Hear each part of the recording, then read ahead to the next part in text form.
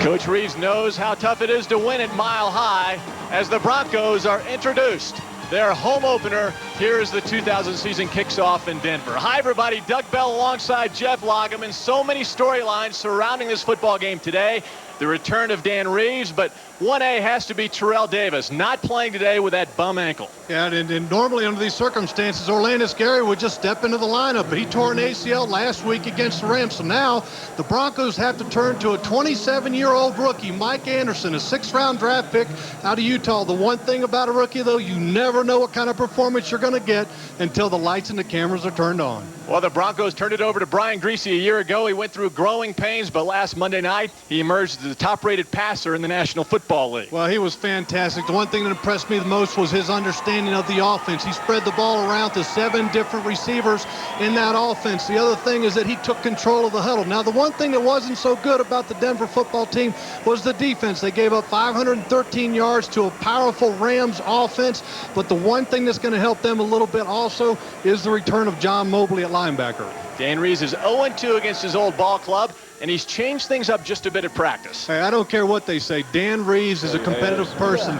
People can say that this game doesn't have any more importance than any other, but Dan Reeves had his players in practice on Friday in ball caps. It's the first time that he's ever done that since he's been in Atlanta. This game means a lot to him. And talk about working somebody extra hard, Jamal Anderson, 24 carries in his first game back after knee surgery. Yeah, and he doesn't want to get him any more than 25 carries a game, but the importance of Jamal is in the play-action passing game. It's going to create opportunities for guys like Sean Jefferson, also going to control the clock to keep Denver's offense off the field. We'll be back in a moment as Fox NFL Sunday continues. It's the Falcons and the Broncos after these messages from your local Fox station. Defense on high. 1, 2, 3. Defense. It's our house.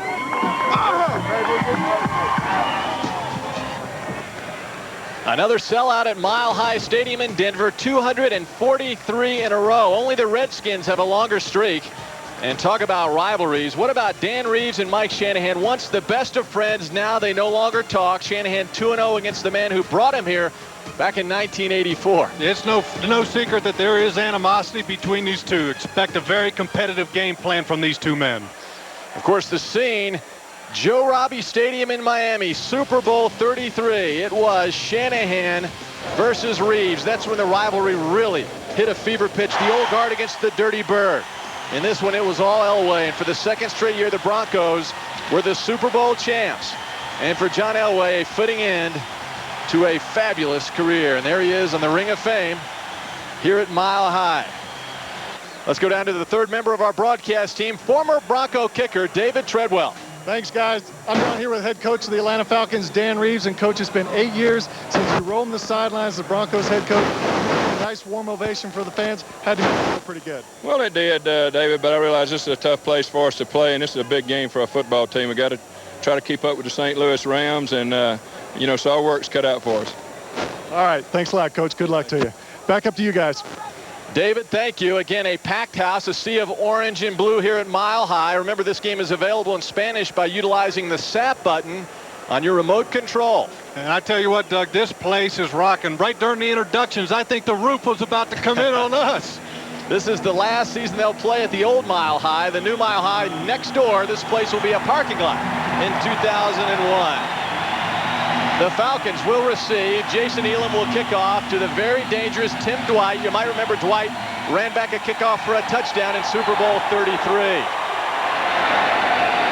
Dwight fields it at the 2. He has a wedge, and he spins away, and he's brought down right at the 20-yard line.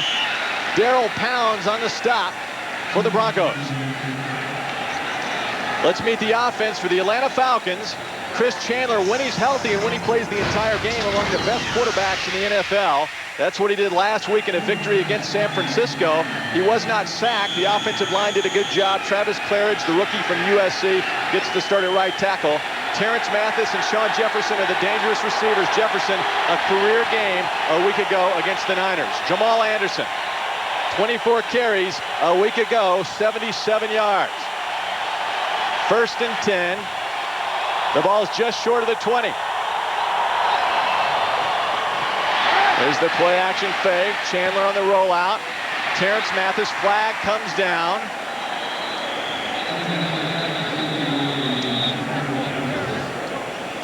And it's no surprise that the Atlanta Falcons went right to the play action passing game right on the first play. That is what makes their offense go. And let's meet the defense for the Denver Broncos on a gorgeous Sunday afternoon in Colorado. Up front, Price and Traylor, along with Hasselback, Tanavasa make up the front four. John Mobley, his first start since the second game a year ago when he had a severe knee injury.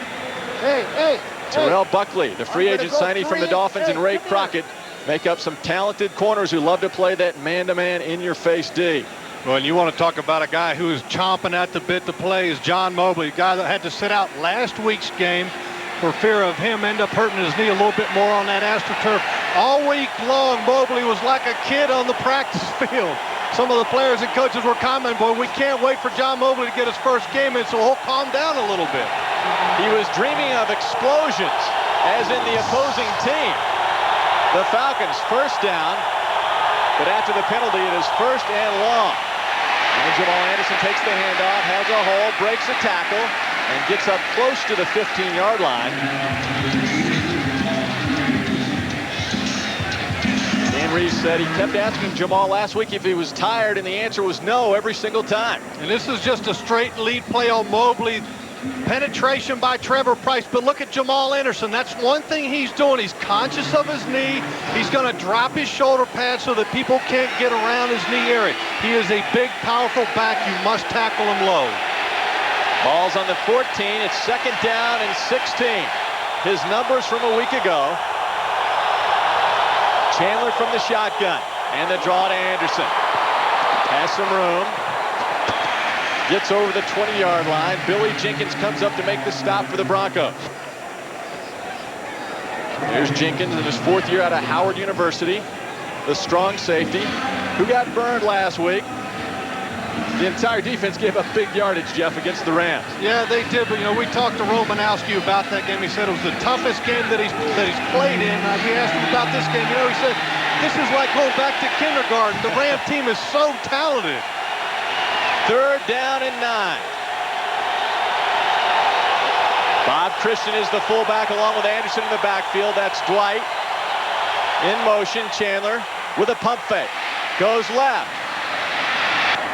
Terrence Mathis was open, but he overshot him. It'll bring up fourth down. Jenkins had the deep coverage. He ran past Terrell Buckley. And you could tell that he tried to get the safety to bite up on Terrence Mathis in the first move that Terrence had right there. But Billy Jenkins did not do it. He ended up staying right in. I tell you what, Chris Chandler, nice opportunity to try to draw in on play action fake, but it didn't work because I tell you what, Billy Jenkins stayed deep where he should have been. Dan Struzinski in his 11th year out of Indiana. Averaged almost 48 yards a kick last week against the Niners. They didn't return either of his punts. And that takes a Bronco bounce. And Brian Griese and the Broncos will have good field position for their opening drive without Terrell Davis. Mike Anderson, a 26-year-old rookie, soon to be 27 in a couple of weeks, gets his first start. We talked to Brian Griese this week. You know, when we sat down to interview him on Friday, he wouldn't sit within 6 feet of us. He said, hey, I don't want you guys to catch whatever it is I have. He says, I have some kind of virus. It's taken the strength level out of my body the last couple days. He said, I need to rest prior to this game. It's going to be interesting to see how that impacts him, especially late in this ball game. From the 48, McCaffrey with that bad groin injury in motion, and the handoff to Mike Anderson. Bangs his way over the right side. And let's meet the offense for the Denver Broncos. We told you about Brian Griese a week ago, the highest rated quarterback in the NFL. He threw for 2 touchdowns, ran a touchdown against the Rams, nearly pulled off the upset. There's the offensive line, very good but very light. No 300-pounders in the group. Rod Smith, the go-to guy. McCaffrey back in the lineup. And it's second down and 7. There's Terrell Davis watching. Terrell says he likes Mike Anderson, reminds him of himself. Anderson gets stood up right at the line by Shane Dronette. Keith Brooking was also there to finish him off as we meet the defense of the Atlanta Falcons. Up front, guys who really don't put a lot of pressure on the passer, but they're very good against the run. Hall, Jasper, Dronette, and Kearney. Brooking had a big game against the Niners. Jesse Tuggle, the veteran in his 14th year. Ambrose and Buchanan, you won't find two better corners anywhere in the NFL.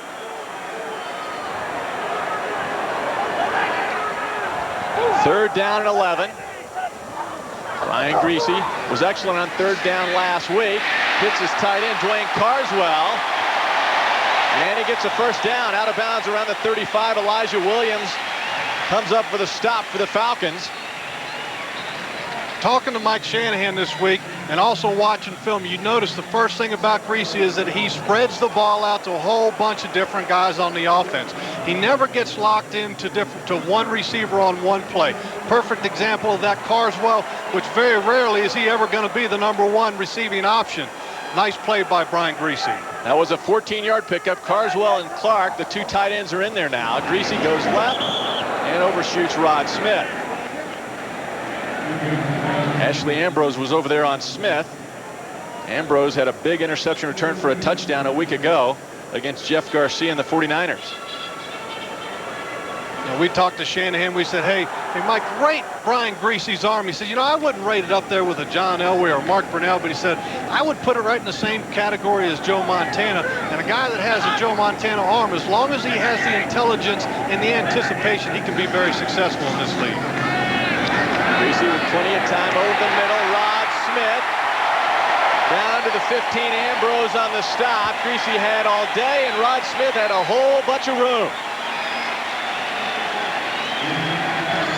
Taking a look at the replay, look at Ashley Ambrose. He's a free agent, big free agent signing by the Atlanta Falcons. Take a look at his coverage on Rod Smith. This is just simple man-to-man coverage. Rod Smith does a nice job. He's a big receiver that has speed. Tough for any defensive back to handle man-to-man. The Rams shut down Rod Smith in the second half. Did not have a grab on Monday night in the second half. Greasy, nice play action fake. Wiggles his way out of trouble. Has time, looking. Incomplete.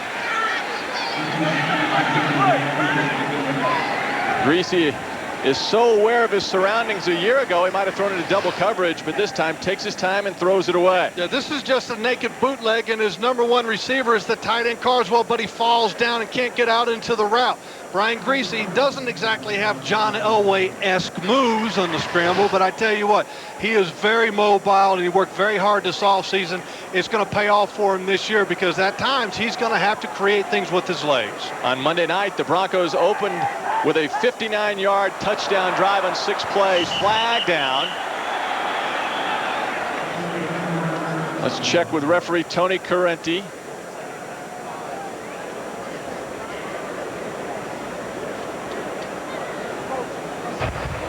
Encroachment, defense. It's against the Falcons. Penalty. Remains second down and 5.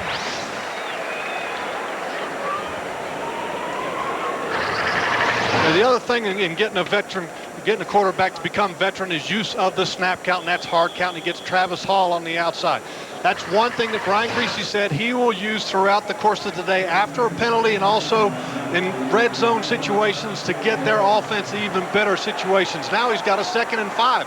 Makes it, and also look for Brian Greasy to take a shot at the end zone shortly here. Mike Anderson over that right side. Dan Neal and center Tom Nalen are just terrific opening holes over that right side. And you've got to wonder what kind of game plan that Mike Shanahan is going to have for a rookie in Anderson. I mean, is he going to totally open the playbook up, or is he going to make it real simplified in the running game so that it doesn't confuse Mike Anderson? You know, the one thing about the Broncos is they used to do a lot of zone cutback, and I haven't seen them do that yet. The one thing they've stayed with so far is just some simple straight leads. And there's the straight lead to Mike Anderson, who got collared and brought down just inside the 5-yard line. He gets that first down. Travis Hall got in there for the stop, but not before Anderson gets his first down. Now here's a guy who is one heck of a story. Mike Anderson was in the Marines before he finally got serious about football, went the junior college route, then went to Utah. Now has found his way into the Broncos backfield as the starter in the second game. And as you can see, their red zone production, you'd like to have more touchdowns than field goals, but not bad start for the Broncos offense. Anderson stretching, getting down inside the 2. Ed Jasper on the tackle for the Falcons. You know, talking to Mike Shanahan, we kind of asked him what's going to be your philosophy going into this ball game. He said, hey, look, you know, this is a high altitude place. The Atlanta Falcons, they're somewhat banged up along the defensive line. We want to come out and pound the football. And I think another reason why he wants to do that is because of the ailing Brian Griese. You know, he may not feel like a real strong player, and it's kind of warm out there today, so that may take some energy out of Brian Griese. So look for this offense to continue to pound the ball throughout this ball game. Second and goal. Anderson over the right side. His first career touchdown.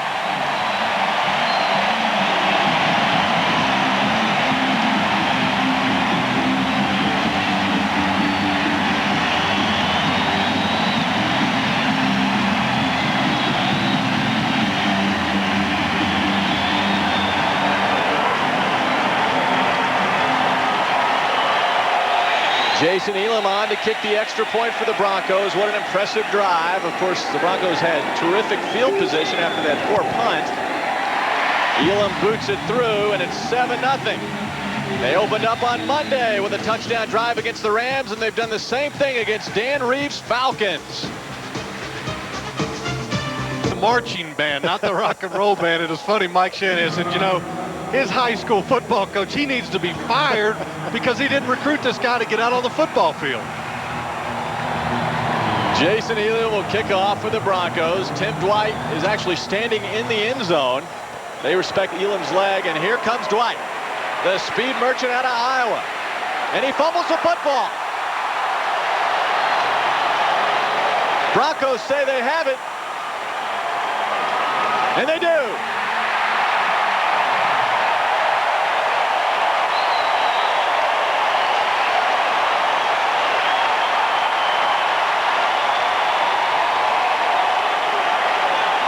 That has got to be a huge relief to Mike Shanahan coming into this game. He was scared to death of the return abilities of Dwight.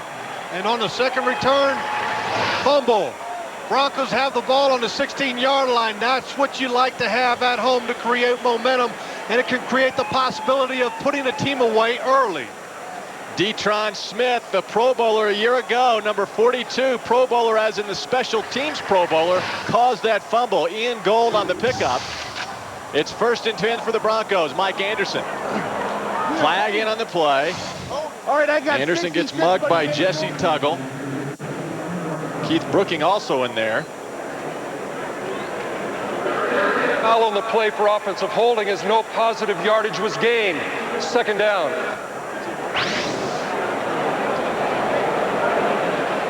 So it'll bring up 2nd down.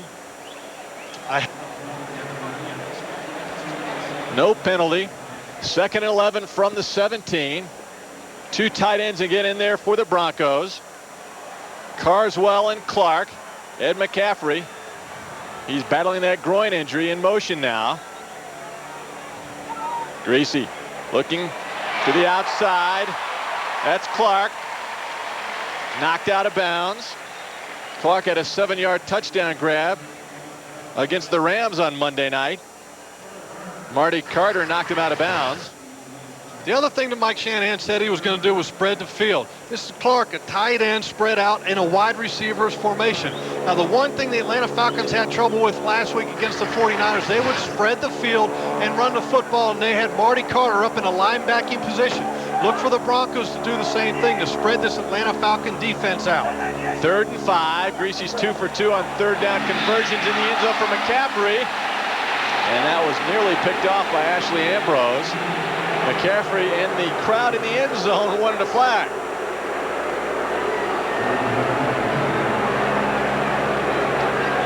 Jason Elam will come on to attempt a field goal. And we were wondering about Ed McCaffrey's ability to play today. He had a groin injury, didn't practice hardly at all, was actually downgraded this week on the injury report. He was probable, went to questionable, and then to doubtful. He's playing today, but you got to wonder how effective he's going to be. From 29 yards, Elam is right down the middle. And the Broncos, thanks to that turnover, have jumped all over Atlanta. Now 10-0. 7:14 to play, first quarter. The Broncos on top of the Falcons, 10-0. Jason Elam has been very busy so far in the first quarter. He'll kick off again to Tim Dwight, who fumbled the last time.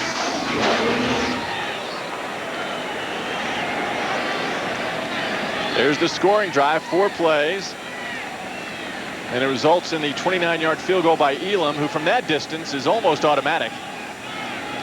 And I tell you what, Tim Dwight is considered a strength of this Atlanta Falcons team. And boy, I tell you what, when you have a strength like him, you'd hate to have that turned into a weakness. The one thing the Falcons are going to need to play well against the Broncos here at their own place is the special teams has to be hitting on all cylinders. Mike Shanahan told us that this man, Tim Dwight, just scares the heck out of him whenever he gets the football. They stripped him of the ball the last time, and he works his way up to the 26-yard line. And we'll be back right after this. Again, the Broncos all over the Falcons. 10-0 at Mile High in Denver.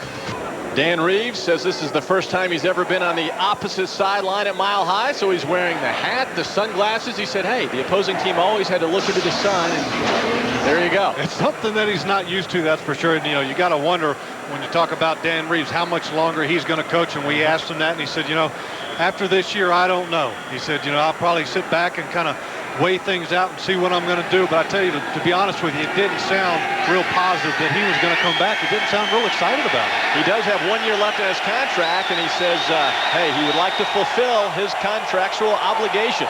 1st and 10 from the 26, Chris Chandler and the Falcons offense. They've been stymied so far in this first quarter. And here comes the blitz. Chandler to the outside, incomplete. You think of Dan Reeves, you naturally think of the success he had with the Denver Broncos. He took them to 3 Super Bowls. They did not win any of those Super Bowls, but he took them to the big show, and look at that record. And you think of all the great memories had here, all the unbelievable comebacks. He's the man who engineered the deal that brought John Elway to Denver way back when. Anytime you think of Dan Reeves, you definitely think of John Elway. He's definitely the toughest, most competitive quarterback that I've ever suited up against. 2nd and 10, Chandler fumbles the football. Falcons, Travis Claridge jumps on it to save another turnover. Trevor Price with the pressure and the forced fumble. Trevor Price, the defensive tackle, is a fantastic player. Watch him. He's on the right side of your screen. All he does is go outside on the guard, Anthony Redmond, and beats him clean, causes the fumble. The Broncos can't get it. I tell you what, though, Trevor Price is one of the best defensive linemen in the league, and he probably doesn't get half the recognition that he should. He is a phenomenal athlete. 3rd down and 18. Chandler from the shotgun. Has time, dumps off to Christian as fullback. Christian trying to hang on to that football. The Broncos are going for the strip. Well short of the 1st down, so the Falcons will be forced to punt. John Mobley gets that tackle. As we mentioned off the top, Mobley, his first game back since blowing out his knee in the 2nd game a year ago. This guy is revved up to be playing again. Yeah, he's a little bit excited, to say the least. I think every player, every coach that we talked to said, well, we'll be so happy when we can get back to practice and have John Mobley be the John Mobley of old and not be running around here like a chicken with his head cut off. Straczynski with his 2nd punt. Deltha O'Neal deep for the Broncos. The rookie calls for the fair catch, and it goes out of bounds. So again, decent field position for the Broncos around the 27-yard line. That's where Brian Griese and Denver will take over, leading 10-0. The weather has been unbelievable here in Denver this week. We've enjoyed ourselves. It is gorgeous. And that offensive line for Denver, arguably one of the best in the National Football League. They are indeed the lightest in the NFL. No 300-pounders, Jeff. Yeah, and Mark Sareth and also Tony Jones, the veteran side of the line. 3 wide on the right side. Griese, nobody in the backfield. Looks over the middle, Rod Smith. Close to the 1st down. He does get the 1st down. Ronnie Bradford on the coverage, but not before Smith grabs the 1st down pass from Griese. I Take a look at the protection for the offensive line. I don't think anybody even got close. Nobody even got within 2 yards of Brian Greasy and was free. That's one thing this offensive line can give you. Protection, and they run the ball very effective considering the weights of this group. Not very big guys. 1st and 10 from the 39. Mike Anderson gets a gaping hole over the right side, gets up to the 46. Again, you see that push from the offensive line, Neal and Lepsis on the right side.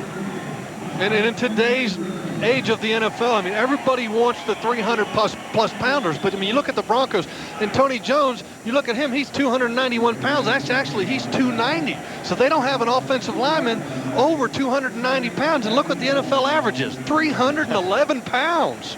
Incredible. I mean, this group is light. You would think that they would get manhandled. They don't. They are a well-oiled machine and work very well together. McCaffrey in motion. There comes the blitz for the Falcons. Anderson on the pitch. Gets hammered, but not before a gain of a couple. Keith Brooking on the stop. Henri Crockett also in there, big number 94.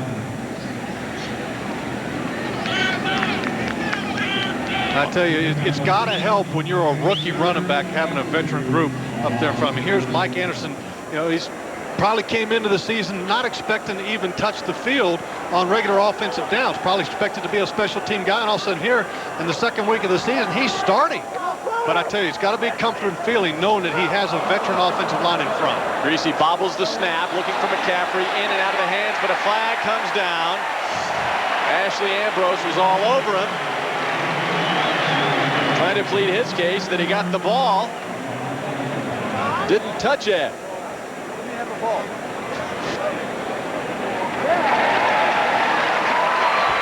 Pass interference, number 25, defense. Automatic, 1st down. The call was against Marty Carter, although Ambrose was on the coverage.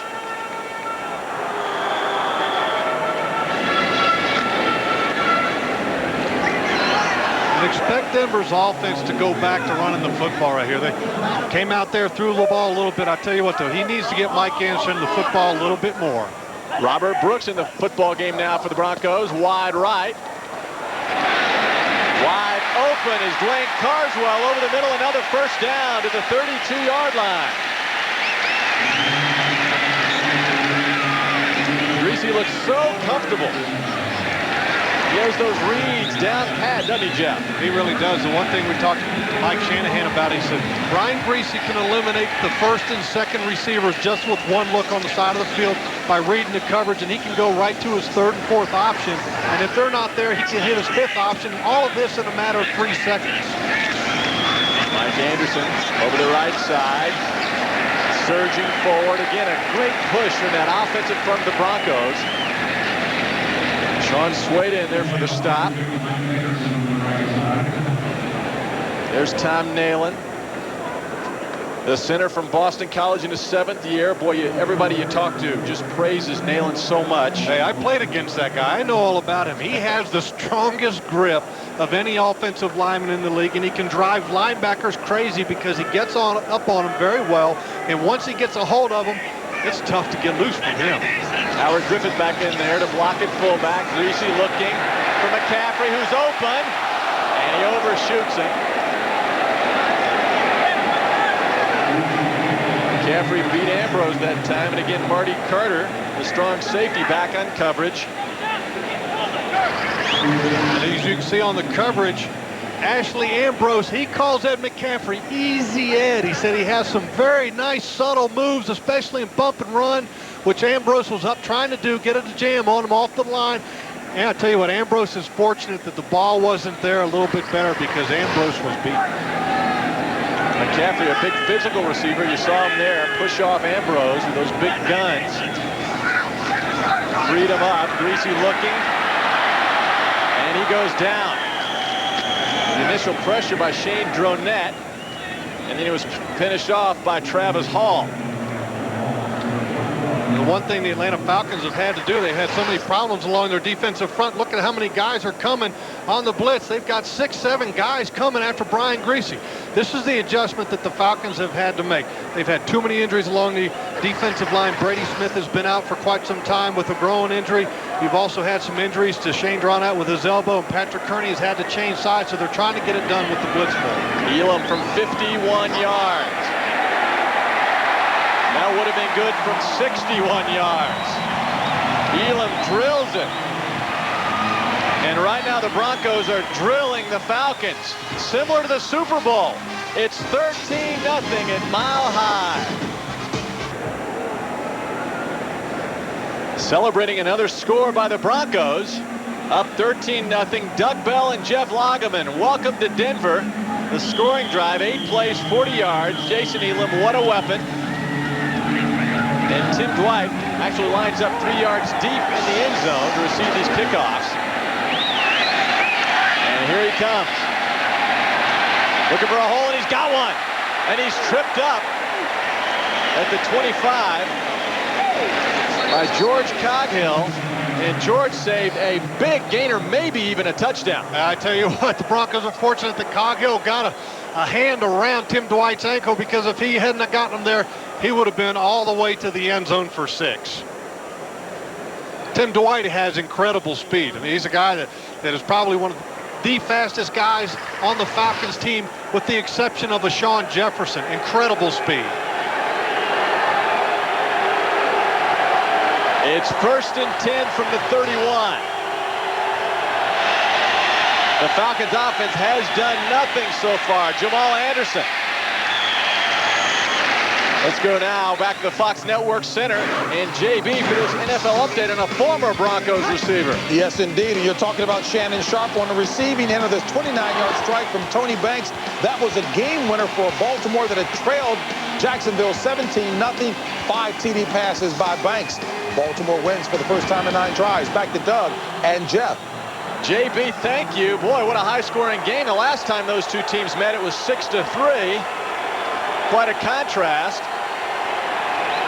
No contrast here. Broncos dominating the Falcons like they did in the Super Bowl. A dangerous pass that goes incomplete. Looking for Sean Jefferson. Good coverage on the outside. Terrell Buckley was all over him. T-Buck. Yeah, when you talk about Terrell Buckley, we talked to Terrence Mathis about it. He said Terrell Buckley is an excellent cornerback when it comes to a quick passing game, which is what that play was right there. Sean Jefferson running a little 5-yard out. That's not something that you'd like to see if you're an offensive coordinator, to have Sean Jefferson running a whole lot of 5-yard routes. You'd like to see him down the field a little bit more for the potential of the big play. 3rd down and 7 from the 34. Chandler out of the shotgun. Volume's been turned up at Mile High. He goes deep for Jefferson. What a grab by Jefferson. No, they're calling it incomplete. It appeared that he'd come up with a terrific catch. Jimmy Spencer on the coverage. And Dan Straczynski will punt it away again for the Falcons, who are having a tough time just getting a first down. And the Broncos go with actually a 4-man rush with Ian Gold as the extra down lineman, and Sean Jefferson. Jimmy Spencer was right in his hip pocket. Sean tried to get a little bit of a push off, a subtle one, but not enough to where he could get separation to make the catch. A high kick. Deltha O'Neal, the rookie from California, fields it at the 21. Gets up to the 25-yard line where he's buried. And James Cameron, the director of The Terminator, brings you his new series, Dark Angel. The 2-hour premiere kicks off Tuesday, October 3rd, 9 Eastern, 8 Central, only on Fox. I tell you what, you know, the Broncos defense coming into this game was looking to make amends. They said they had a sense of urgency after they played so poorly against the Rams, if you would call it that, because I think there's a lot of defenses that wouldn't be able to do so well against the high-powered Rams. But I tell you what, so far, this defense of the Broncos has done a very good job. Brian Griese looks right all the way. Rod Smith, first down, Broncos. Ray Buchanan on the stop. You know, and some people wonder if Ray Buchanan has lost a step. Now, there's Rod Smith and Ray Buchanan matched up. Excellent matchup. Two guys that have a lot of speed. But there's been some whispers that Ray Buchanan has lost a step. But I tell you, they got a lot better on the other side of the field with the addition of Ashley Ambrose. That is the end. That's the end of the first quarter. With the Broncos all over the Falcons, 13-0. Mike Anderson scores his first career touchdowns. Fox NFL Sunday will continue after that. Back at Mile High Stadium in Denver. And the mothers of two of the most famous running backs in the National Football League sitting next to each other. Kettery Davis, Zenobia Anderson. They became friends at an NFL Players Association Mothers Conference about a year ago. And neither one of them afraid to display their son's jersey. I tell you, Mrs. Anderson wearing that Atlanta Falcons jersey. We talked to Jamal about that, and he said, hey, she can take care of herself up in the stands. Brian Greasy, wide open, is Robert Brooks. His first grab as a member of the Broncos, the former Green Bay Packers star. We saw him at practice this week. They were throwing a lot of routes to him. We figured he'd be in the offensive package today. And Brian Greasy takes a pretty good shot after delivering the ball to Brooks. See right there, the guy that they've been missing, Brady Smith. The Atlanta Falcons have been hoping to get him back after having a groin injury. He's going to provide some much-needed pass rush to that defensive front of the Falcons. That was a 21-yard pickup. Travis McGriffin there now for the Broncos in motion. Here comes the blitz. Mike Anderson runs right into that blitz package, and he goes nowhere, actually thrown for a loss. Henry Crockett with a stop. Take a look at how many guys are up in the line of scrimmage for the Falcons. They've got 9 guys, all packed in from the tight end area. Absolutely nowhere for Anderson to run. Just too many Falcons in the box for that Broncos offensive line to block. The wrong play called for that defense. It's 2nd down and 11. The ball's on the 43. 2 tight ends in there now for the Broncos. Here comes the blitz. Greasy dumps it off. And it hit Mark Schlereth in the back of the helmet. His left guard, Jesse Tuggle, on the pressure. The 14-year veteran, Jesse Tuggle. I tell you what, I wouldn't want to be Brian Greasy when I had Jesse Tuggle bearing down unblocked right up into my midsection. The Broncos are seeing a lot of blitz by the Falcons. They have to find a way to beat the blitz. How are they going to do that? By Brian Greasy being able to find a short receiver in a hurry. 3rd down and 11. 5 wides in there now. Greasy all alone. Greasy fires out to Rod Smith. Ambrose knocks him out of bounds. Flag down. He might have grabbed the face mask. Another 1st down for the Broncos.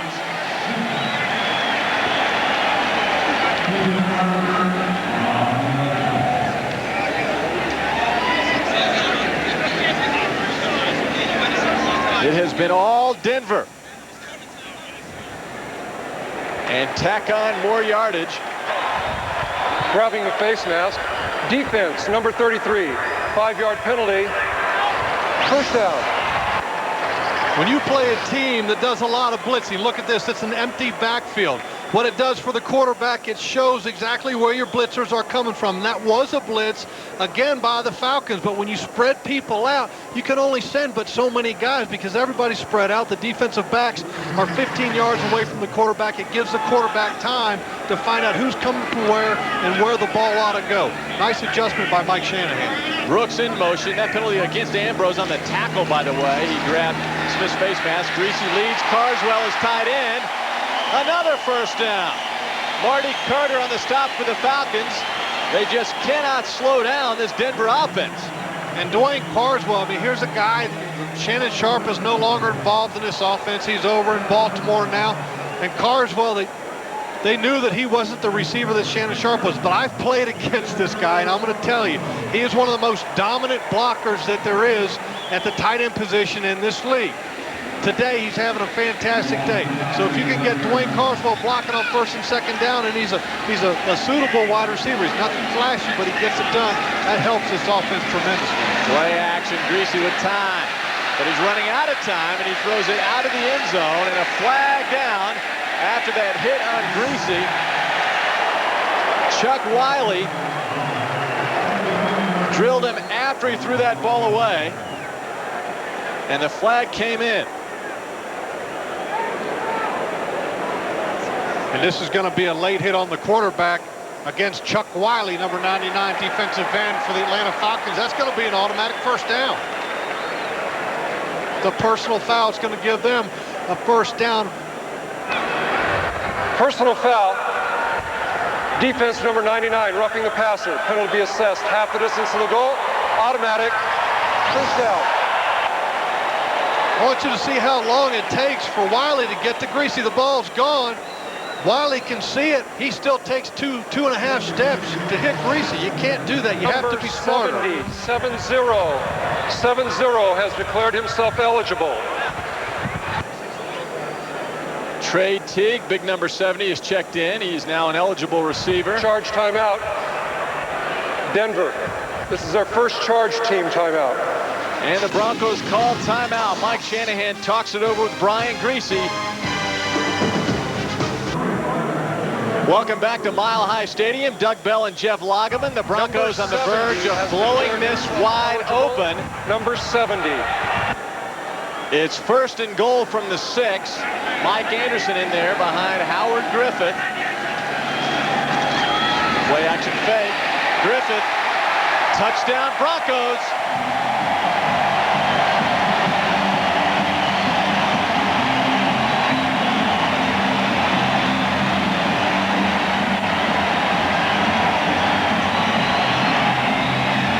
Brian Greasy has been terrific. This Falcons defense, Jeff Lageman, they are stunned. Back on their heels right now. They can't stop them. Well, not only did they stun the St. Louis Rams defense last week, but today they're continuing to stun a Falcons defense that has struggled somewhat so far in their preseason and the first week of the season. Jason Elam has been very busy. Howard Griffith, the 8-year vet out of Illinois, usually the blocker. Now he catches the touchdown grab. It's 20-0 Denver. Take a look at the Broncos touchdown. Take a look right here. That's Keith Brooking and Howard Griffith, the fullback. This is man-to-man goal line defense. A lot of people may think, well, that was Marty Carter. No, he's got the touchdown. Brooking is supposed to be over there on Griffith. He gets caught up into the line of scrimmage with the play action. Howard Griffith, nobody's covering me. He's wide open touchdown. Easy touchdown for the Broncos. It's been easy, period, for the Denver Broncos. 27 offensive plays to only 9 for the Falcons. Elam kicks off to Dwight. Dwight from 2 deep in his own end zone, has a gap. He is so dangerous, brings it up to the 29-yard line. Time now for a game break. Let's return to JB at the Fox Network Center. Hey, Doug and Jeff, Seattle trying to bounce back from the spanking to Miami last week. Kurt Warner picked off here by Jay Bellamy. He returns at the pay dirt, 84 yards. 4th pick this season thrown by Kurt Warner. Seattle up 10-3. Back to Doug and Jeff. JB, thank you. They're playing in Husky Stadium out there. And I tell you what, Seattle needs some help putting points on the board from their defense because their offense hasn't done it. Ephraim Salam in there now. At right tackle for the Falcons. He's usually the starter, but he had knee surgery shortly before the start of the season. Chandler and the Falcons in desperate need of getting something going, and that ball's batted down by Trevor Price. Big number 93 got his paw up there to knock it down. Now here's the situation for the Atlanta Falcons. It's in the second quarter. You're already down 20-0. Your offense hasn't done hardly a thing so far in the day. This crowd is getting fired up. They're getting loud. You need to find a way to get a touchdown here on this drive, or at least a field goal, to kind of get some confidence and to build some momentum. Falcons, otherwise, this could get real ugly. They don't have a first down yet, Jeff. It's 2nd and 10. Chandler's only 1 out of 6 for 13 yards. He bobbles that snap, setting up the screen to Jamal Anderson. Jamal cuts back. Gets back to the line of scrimmage. Mike Lodish, the veteran, in there on the stop. Eric Brown came up with some pressure. There's big Mike Lodish, his 11th season. Played on all those Buffalo teams that went to the Super Bowls. And the one thing you have to have when you're defending a screen, you have to have everybody at the right angle. Somebody has to turn the ball carrier back in. That's Romanowski. And look at the pursuit. That's the other thing that you need to have. Excellent pursuit by Lodish and the whole defensive front. Falcons are 0 for 3 on 3rd down conversions. Chandler make it 0 for 4. Good coverage on Terrence Mathis. John Mobley is pumped up out there. He was on the coverage, drop back to shade Terrence Mathis. Mobley is so excited. In the walkthrough the other day, he was banging people. Oh, he was excited, you know, and here's a guy that wanted to be in the lineup against the Rams. His defense that he's usually a part of didn't play very well. He felt he could make a difference out there, but it was an AstroTurf game, so now he's back in on grass. So not only Mobley's excited, but this whole defense is excited to make amends for that poor performance last week. Straczynski's been the busiest man for the Falcons, his 4th punt. And that was not a good punt. Again, the Broncos with very good field position. 11:05 on the clock. They're on top, 20-zip. That's Greg Robinson, the Broncos defensive coordinator on the right. Big John Terlink, their pass rush specialist coach on the left.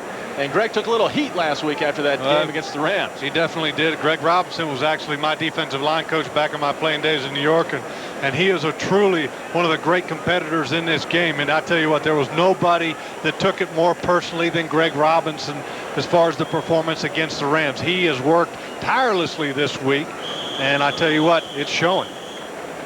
It is absolutely shown, and he's had to do it with injuries. Al Wilson, separated shoulder, out of the lineup, so Cadrez has actually moved over into the Mike spot. So Greg done a good job getting his defense ready to play. 1st and 10 from the 39.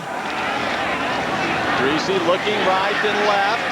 Ed McCaffrey, his first grab of the day. Wrapped up by Ashley Ambrose. We saw McCaffrey 2 days ago at practice. He could hardly walk. It was really painful just to watch him. And you can see they're taking him out of the ballgame. I think they're trying to use him in a real limited situation. You can see Mike Shanahan trying to pay close attention to his health status. I didn't think he was going to play. He couldn't even barely move to run a route in Friday's practice. 2nd down and 4. There's Anderson. A big hole, 1st down. Mike Anderson. Again, you can't say enough about that Broncos offensive line. Undersized, maybe, but they stay very low to the ground. And take a look at this area of the offensive line. Schlereth, Neal, and also Tommy Nalen. The one thing those guys do is work extremely well together. A lot of people say, well, the Broncos are running the ball outside. Well, the ball starts outside, but the ball ends up cutting back right over the area where they're blocking. Greasy to the outside. Misses Rod Smith on 1st and 10.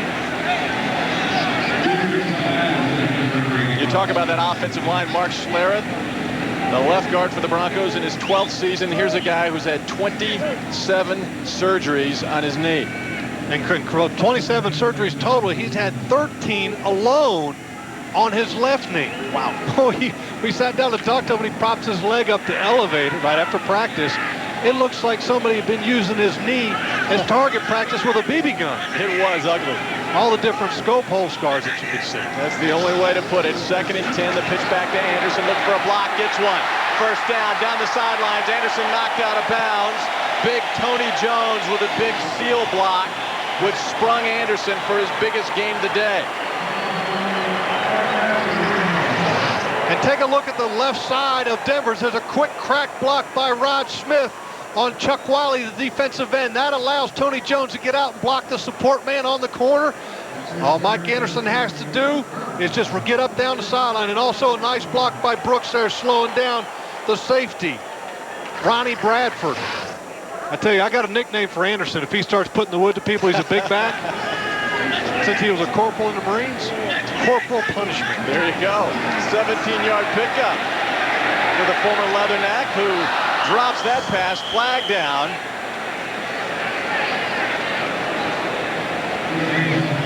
Anderson really is a terrific story. We told you he played band in high school, the marching band. Offside defense, number 75 in the neutral zone at the snap. 5-yard penalty remains 1st down.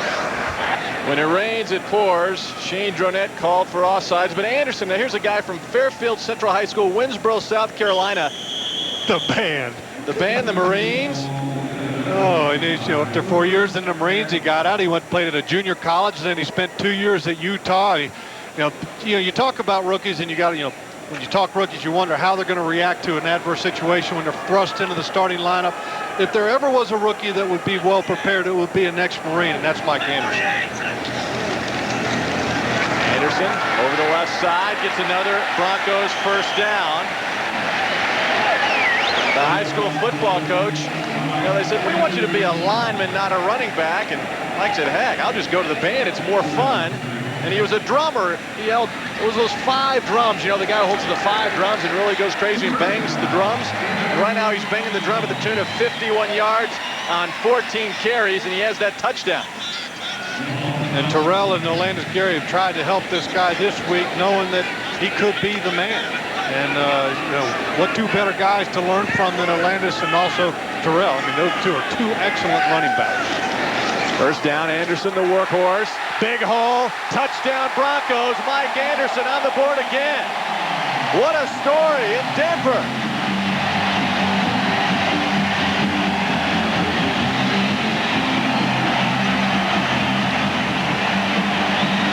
The crowd saluting the ex-Marine, Mike Anderson. Great blocking by Dan Neal, Matt Lepsis.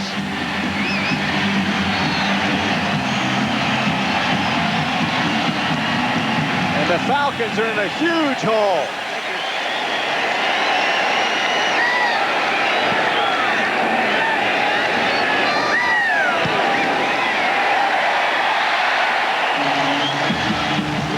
Mike Anderson filling in for Terrell Davis. You saw TD pat him on the shoulder pads. What a story. Schlereth and also Tommy Nealon, they take care of Jasper and also Jesse Tuggle. Look at the hole that Anderson has up in there. Tremendous lead block also by Griffith on Marty Carter. What a hole. Nobody even touches Anderson. That is some incredible blocking.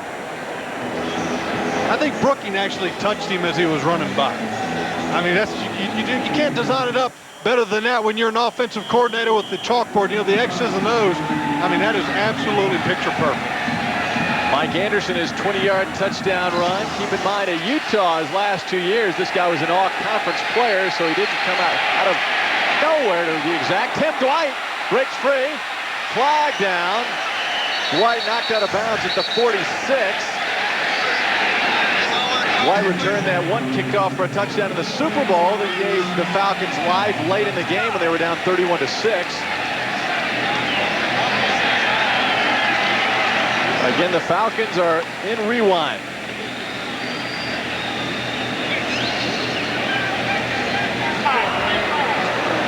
Holding on the return of the kick.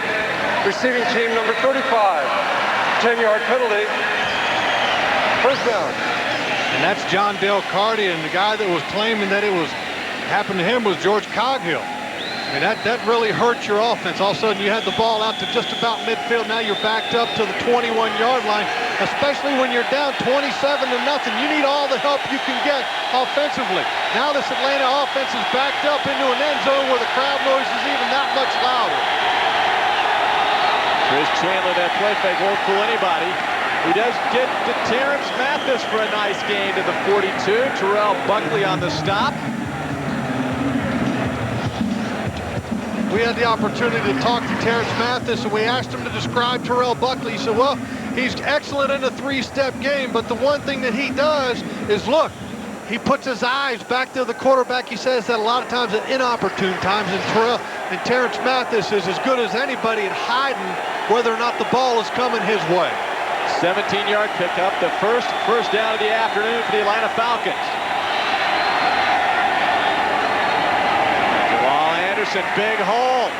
Jamal pulls his way for a first down. It appeared that his knee was down, but it never touched, so he gets that first down. That looks like the Jamal of old. That's a perfect play right there to show Jamal's. All it is just a straight leap play. Look at the power when he drops his shoulder right there on Ray Crockett. He is a big, strong back. We talked to Greg Robinson, the defensive coordinator for the Broncos. He said, hey, Jamal Anderson, he doesn't look quite as quick and explosive as he did last year, but he looks even bigger and even stronger on contact. 4 carries, 25 yards for Jamal. First and 10 from the 47. Chandler loses the football. Bill Romanowski jumps on it. runs over the official, and the official is down. Romo made some serious contact. He pops back up. Tony Correnti took a lick. Broncos get the loose football. Another turnover.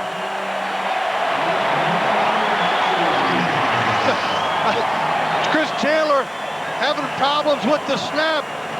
Calvin Collins, the ball's on the ground. Bill Romanowski recovers it, and look what Romanowski does. Personal foul, crackback, offense.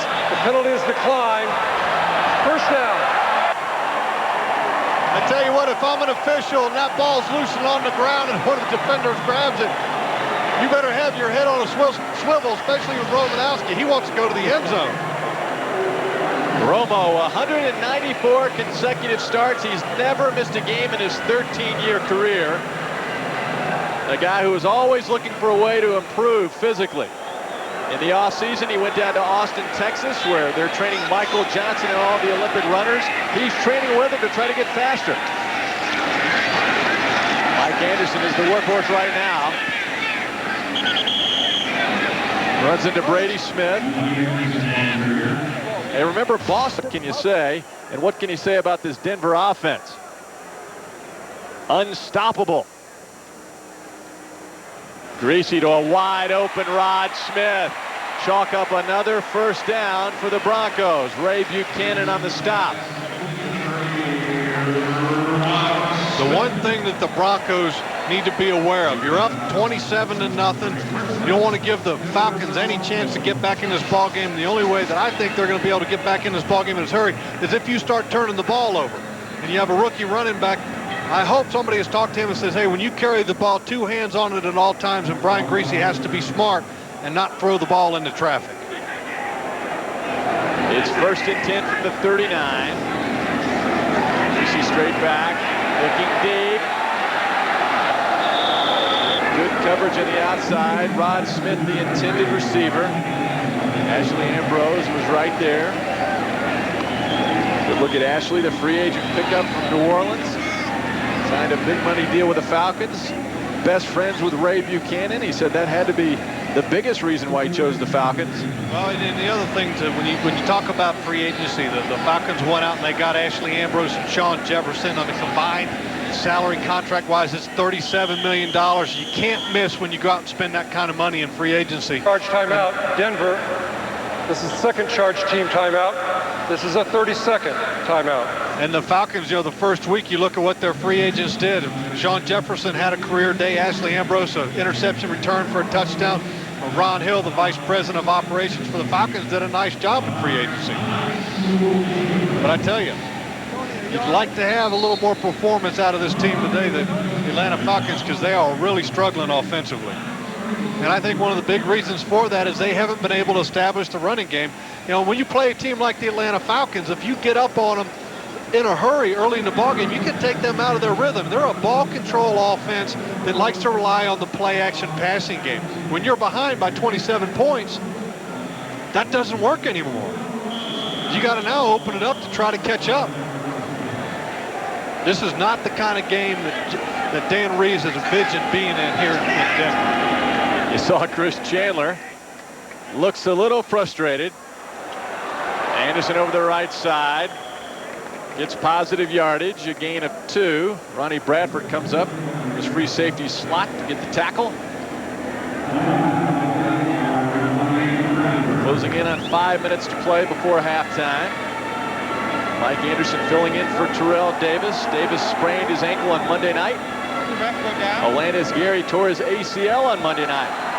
Yeah, played a quarter and a half without an ACL, which is pretty incredible. In fact, he played so well after he'd already torn his ACL, he didn't believe the doctors when they told him that he'd torn his ACL. Here comes the blitz. Anderson on the draw. It'll bring up 4th down, and Jason Elam will come on. Well within Jason's range. And Shanahan is pondering right now whether or not he wants to punt it or to go for the field goal. And he's going to punt instead. Decided to punt it. Tom Ruin on to punt the football, his first punt of the afternoon. Tim Dwight returns punts as well as kicks for the Falcons. Ruin will try to Kick it away from Dwight and out of bounds. And we talked to Shanahan about what is the range in which Elam, you let him kick, and he said at 55 yards. Look, that would have been a 55-yarder, but when you're up 27-0, you want to play a little bit more field position. And Fox Saturday baseball this week. Don't forget, it's a potential playoff preview. Jim Thome and the Indians invade Yankee Stadium to take on Derek Jeter and the Yankees. Or Steve Finley and the Diamondbacks host Chipper Jones and the division-leading Braves. Fox Saturday baseball this week. The action starts at 12:30 Eastern. Check local listings. Hey, Coors Field. We had a chance to check out the Rockies and the Dodgers the other night and talk about unbelievable baseball parks. Wow. Pretty place. It would rival that of Camden Yards in Baltimore. So many things to do in Denver. Of course, they love their Broncos. They're very passionate. 243 straight sellouts dating back to 1974. They want more.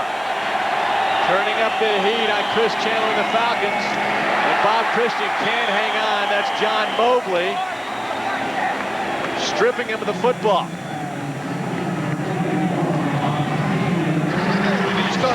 Take a look at Trevor Price, number 93. That's a defensive tackle in a two-point stance. Greg Robinson, the defensive coordinator for the Broncos, is not afraid to try new things. He likes to make the offense get confused. And we talked to Chris Chandler about that two-point stance thing. He said, the toughest thing for me is, he says he's seen over those guys that are standing in 2 points. They're standing up. I mean, I can't see the linebackers and I can't see the play clock. From the 14, 2nd and 10, Chandler has time. Incomplete pass. And guess who had the pressure? Trevor Price ended up knocking Chandler down right after the ball was thrown. This is a defensive lineman's dream. You're at the end of the first half. You're up 27-0. You're at your own home. The crowd can be loud. The opposing quarterback, he can't communicate. A lot of times he'll have to use silent count. This is a dream as a defensive lineman. It's sack time. You saw Greg Robinson sending in the defensive signals to Bill Romanowski. Falcons have not had any success on third downs or in any department. Chandler goes down again. Trevor Price snuck in there. Tanavasa got in there as well. Harold Hasselback was hassling Chandler. I mean, Chandler just has no chance in this situation. Tanavasa, Price, I mean, everybody was in there. I think that's going to be a group sack, a team sack. And they're going to have a lot of opportunities to do this throughout the game because it's tough to be a ball control offense and play action passing offense when you're down by 27 points. Straczynski. Here comes a flag down. Death O'Neal breaks the first tackle. Breaks another tackle. Still working his way up to the 30-yard line. But a flag is down.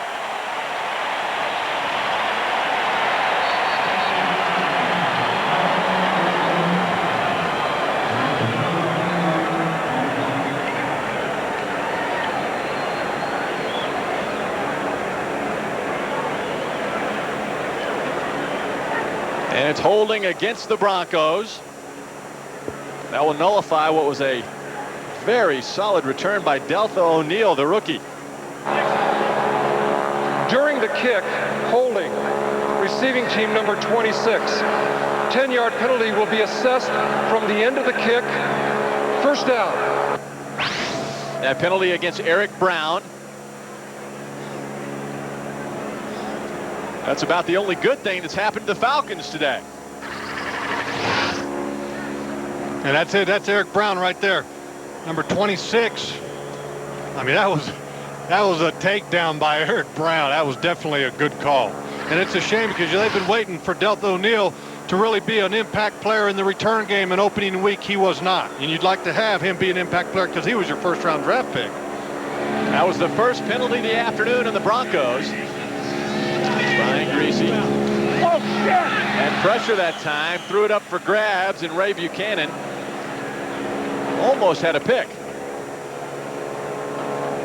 Brooking wasn't biting on the run fake right there. He said, made his mind up, I'm going after Greasy. I don't care what else happens. You'll see Brooking come off the outside of the formation. He doesn't bite on the fake whatsoever. Now, Greasy, a lot of people talk about Brian Greasy. We were talking to Mark Schlereth.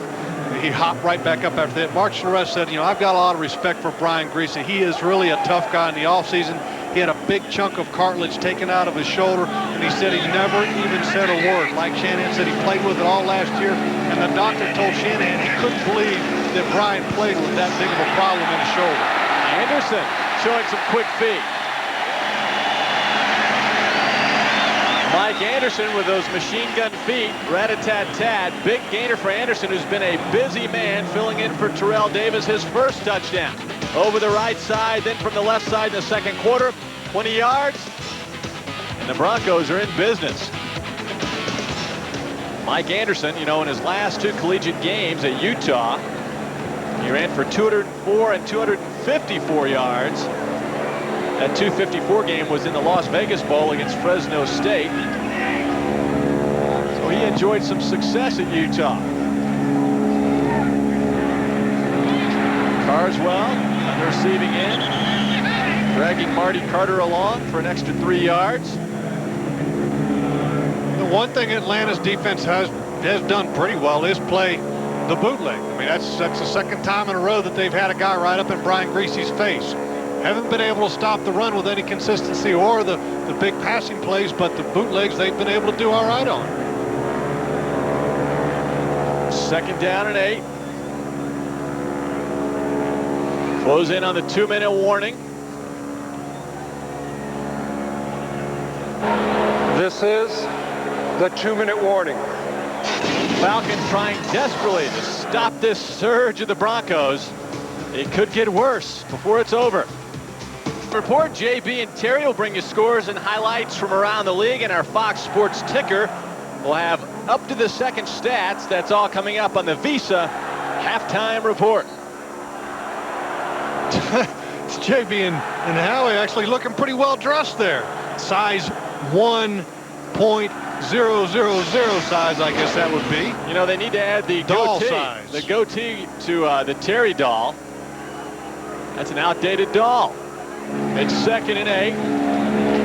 Greasy standing in the pocket. Wide open is Robert Brooks. Knocked out of bounds at the 21.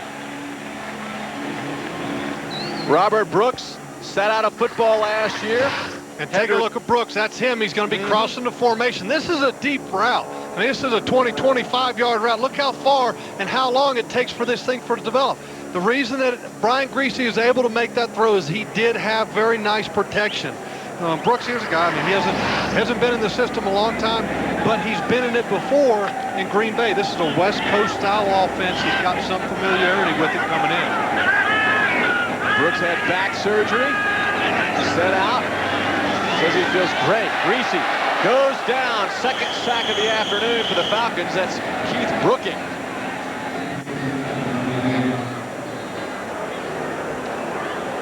The Falcons right now need a turnover. That's the only thing that's going to change the momentum. Keith Brooking coming in from the outside, the opposite blind side of Brian Greasy. The one thing that he has to do is have an awareness. Go for the ball. Use the old Lawrence Taylor tomahawk chop and try to get the ball out, because that's what his team needs. They need turnovers. They need the ball back in Chris Chandler's hands so they can get some points on the board. It's 2nd down and 18. The ball's on the 29. There you see the time. Travis McGriff in motion. There's the blitz and the screen to Mike Anderson. Anderson pulls his way forward, breaks the tackle, gets down to the 11-yard line. Shane Dronette saves a touchdown. Big Mike Anderson, 6 feet, 235 pounds. Timeout. This is the same thing, but from the opposite side. That's Brooking coming in on the front side of Brian Greasy this time. But look at the moves that Mike Anderson has. And this is a tremendous run getting the first down. Tremendous. And the timing of it was perfect. Anderson had his head turned around just in time for Greasy to deliver him the ball. A lot of times a young running back won't know when to get his head back around. He tries to wait too long. But Anderson was smart there, recognized that Brooking was going to be coming in on Greasy, got his head around in a hurry, and made a very nice play getting the first down. And Jeff, I know a lot of fantasy football people watch these games on Sunday. I wonder if anybody picked up Mike Anderson for today. If they did, they're going to be cashing in. He's having a big afternoon, and we've only played one half. I tell you, I'm not much for fantasy football, but if I was, I wouldn't hesitate to play any running back in this offense, because this offense, with the offensive line that they have, with the offensive game plan mind that Mike Shanahan has, I think they can plug a lot of people into this system and be successful. Terrell Davis not playing, resting that sore ankle. He said it wasn't a matter of pain. He said it didn't cause him pain, it's just strength. He can't put any pressure on that bad ankle. Greasy into the end zone. Rod Smith. He leaps and he makes the grab. Touchdown, Denver.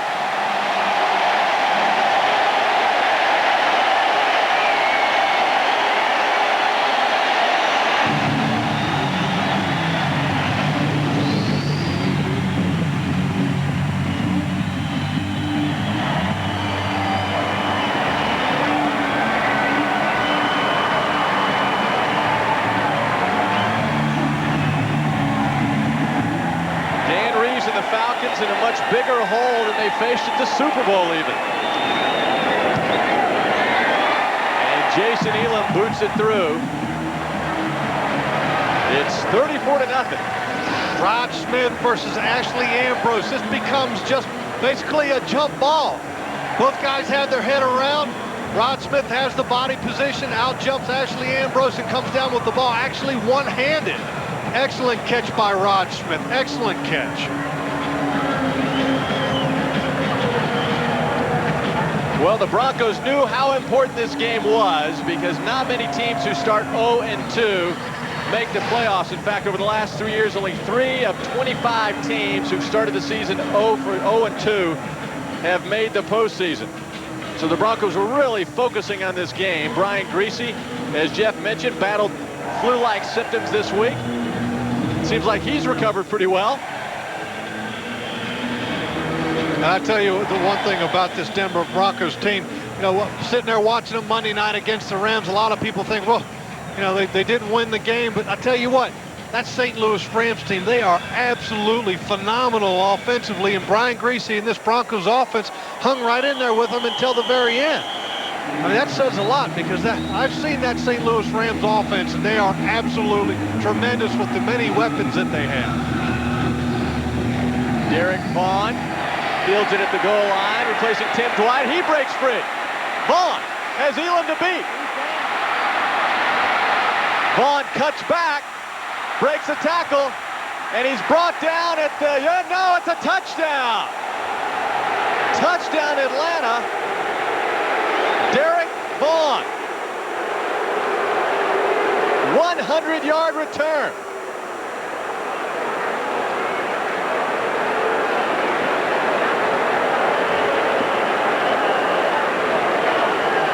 Jason Elam is down on the field for the Broncos. He attempted to slow Vaughn down.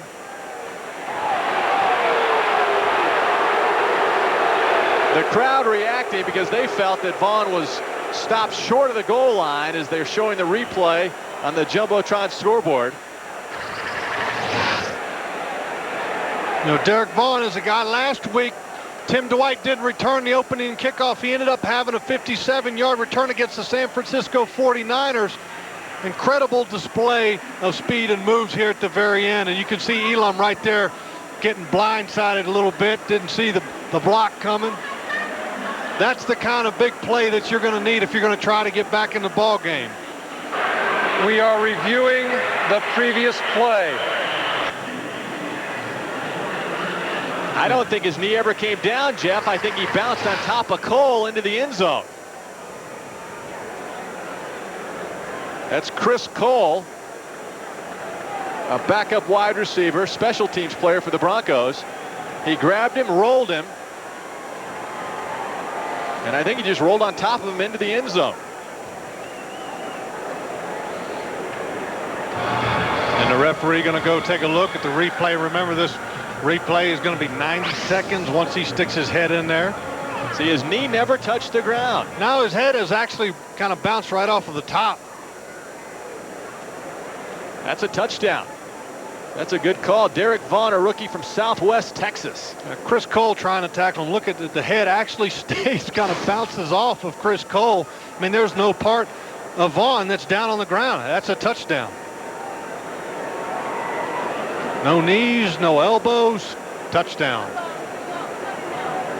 And remember, this is not being challenged by Mike Shanahan. This actually comes from the replay official up in the booth.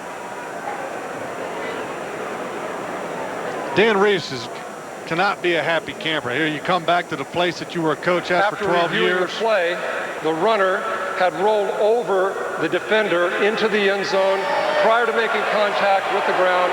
Touchdown. This is definitely not what Dan Reeves had envisioned in his mind in his return to Denver. You'll see what the official's talking about. Vaughn's head actually goes right in the chest of Chris Cole, but there's no other part of his body that touches the ground. Touchdown. In Super Bowl 33, it was 31-6. Denver was cruising. Tim Dwight returns a kickoff back for a touchdown that gave the Falcons new life. Even though it was only temporarily, they did have new life, and I think the Falcons maybe have new life now. I tell you what, it's going to be tough for them to get new life going into halftime down 34-7. Now, the one thing that's going to hurt the Broncos here is Elam's injury. You know, when you watch that replay, you would think that maybe he just had the wind knocked out of him, but you can look at his right pant leg rolled up. This is obviously an injury to his knee, and he's not even moving it. I mean, he's just dragging it on the ground. I mean, this is his right knee right here. Let's take a look at the replay and see if we can find out what exactly happened with his knee.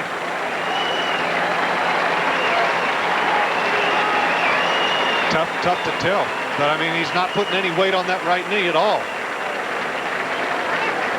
That was John Dale Carty who delivered the blow on Elam. A legal blow, just blocking for his teammate. Due to the replay that occurred, there will be no charge timeout to Denver for the excess timeout because of the injury.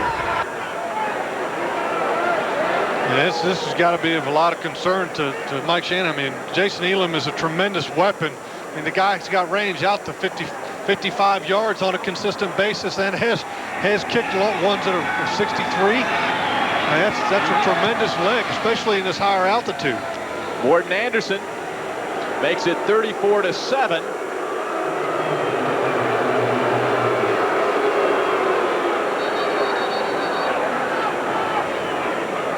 That quiets the crowd. They were at a fever pitch. The party had already begun. When out of nowhere, Derek Vaughn returns a kickoff 100 yards, putting the Falcons on the board. Vaughn needs a little oxygen in this high altitude after that romp. That was an impressive return, but I tell you, that's a tough blow for the Broncos if that is any type of major injury to Jason Elam. That's the only guy that you have on your roster besides Elam that's even in a kicking uniform is Tom Ruin, and you got to wonder whether or not he can handle the kickoff duties. I mean, that's a big blow for this team. Anytime you have during a game an injury to a kicker, it's fine. You could probably replace a guy the next week, but you can't do it that day in a lot of cases. Delph O'Neal deep for the Broncos to receive this kick from Morton Anderson. O'Neal had that nice run back that was nullified by a penalty. And I watched O'Neal a little bit in the San Francisco game. I watched his returns, and he looked a little hesitant. You know, for a rookie, first time on a kickoff return, it can be a little bit intimidating when you got about 11 crazy guys coming down to hit you in the mouth. Coach Shanahan said he was looking for him to improve this week because he didn't look as committed the first week of the season. O'Neal 2 yards deep, gets chopped down by Gary Downs. Next week, it's a Fox NFL Sunday doubleheader beginning with Terry, Howie, JB, and Chris on America's favorite pregame show. Then Jamal Anderson and the Falcons take on division rivals Steve Berline and the Panthers, followed by the Giants against the Bears. All right here on Fox starting at noon Eastern, 9 Pacific next Sunday. Check your local listings. The pregame show, as you look at Jason Elam being carried off the field. And Brian Griese will go to one knee. I was going to say the pregame show has taken on even more personality with the addition of the NFL weather girl. Jimmy Kimball's been outrageous the first couple of weeks. Charge timeout. Atlanta. This is their first charge team timeout. This is a 30-second timeout. And this does not look good at all for Jason Elam.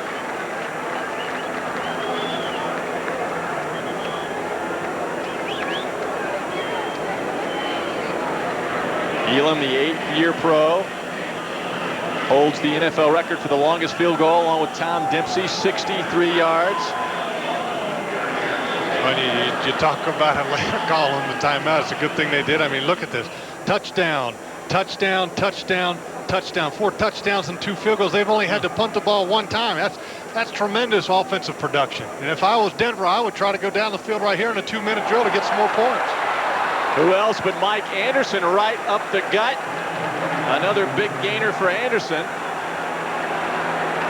The only problem that you're going to have is you're going to have to score a touchdown. You don't have a field goal kicker now. You've got to go for the whole thing. 20 carries, 99 yards for Mike Anderson in the first half.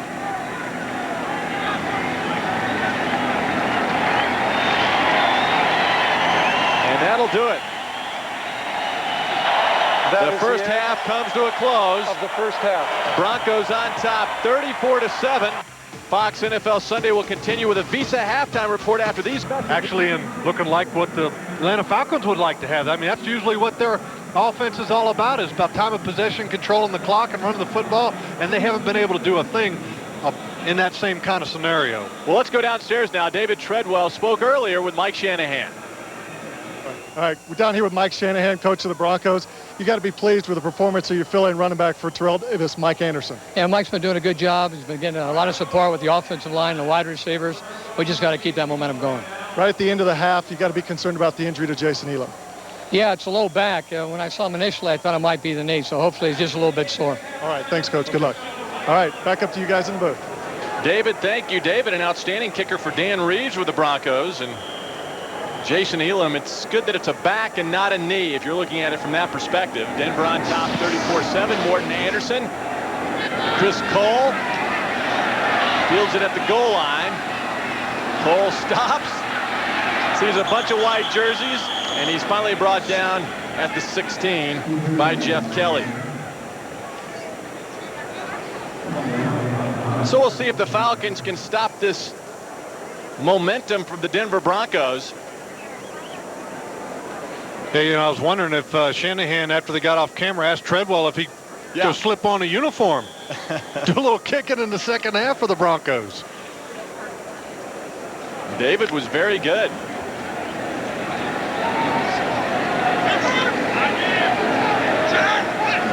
You saw Mike Shanahan. Everything's worked for this team. Brian Griese, oh, that was nearly picked off.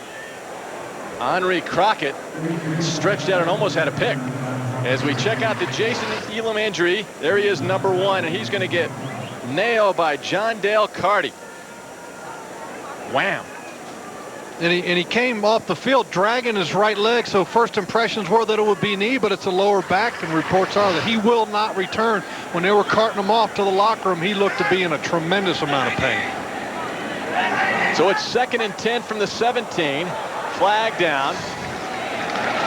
That was a breakdown along the way. Mike Anderson looking to go over the century mark on the ground. He has 99 yards at half.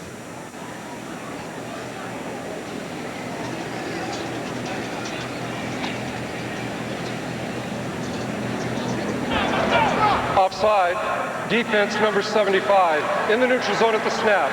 5-yard penalty. Repeat. 2nd down. Well, the Falcons continue to hurt themselves. That's 9 penalties now. And Mike Anderson is checking the shoe. Might be a good time to call timeout or equipment timeout. He can't get it on right now. And well, and all of a sudden, if you start talking about when Mike Anderson is out of the game, then you got Karan Coleman, number 46. This guy, he was on the practice squad this week. They didn't even sign him until Friday. And Karan gets the carry right off the sidelines, and it's a first down. Marty Carter on the stop. Karan Coleman, the rookie from Stephen F. Austin.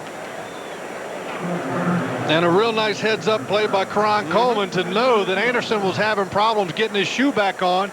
Sprints out onto the field so that the Denver Broncos don't have to use a timeout or take a delay game.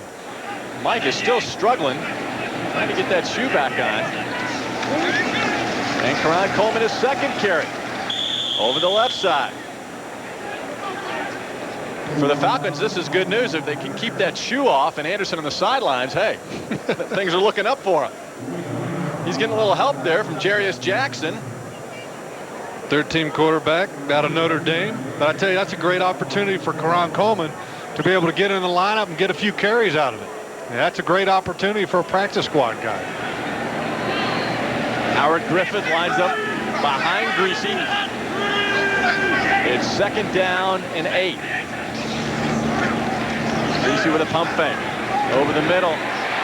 Wayne Carswell gets up close to the first down. Marty Carter, another tackle for the Falcons. And that is a first down. And Carswell having a big day. He's got 5 catches for over 50 yards. Having a very productive day. You know, usually in the Broncos offense, you would think of Byron Chamberlain as being the more receiving type tight end. But Carswell is the guy today. Mike Anderson back in there. Finally got that shoe back on. Thanks to Jarius Jackson, who gave him a little help on the sidelines. There's the big hoss. First down to the 40-yard line.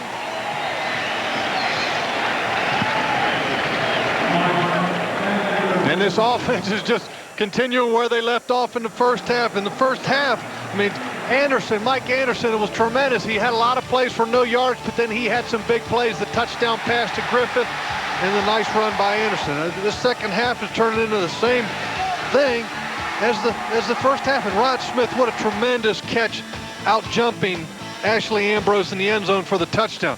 This Broncos offense, looking on tape this week, I was sitting there thinking to myself, boy, they almost look unstoppable. Not to the degree of the Rams, but today they are showing that they have a lot of talent.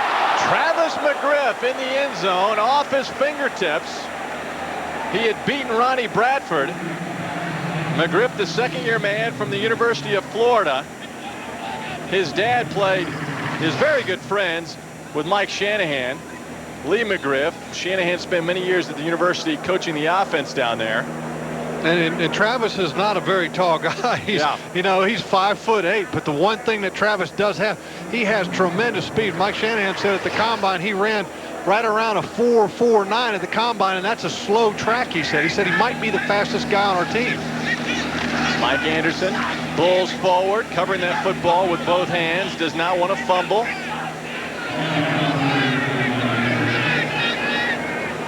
Travis McGriff, according to Coach Shanahan, he was the fastest player at the University of Florida. And they have some speed burners down there. Oh, they've got a lot of guys that can run at the University of Florida. There's no question about that.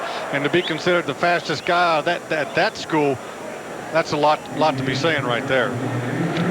At the combine, he was clocked at 4.59, and that's a slow track at the combine in Indianapolis. Just more weapons for Brian Greasy on 3rd down and 7.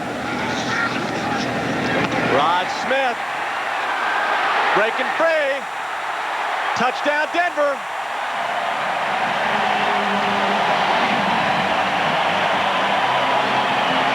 "37 yards. Greasy to Rod Smith.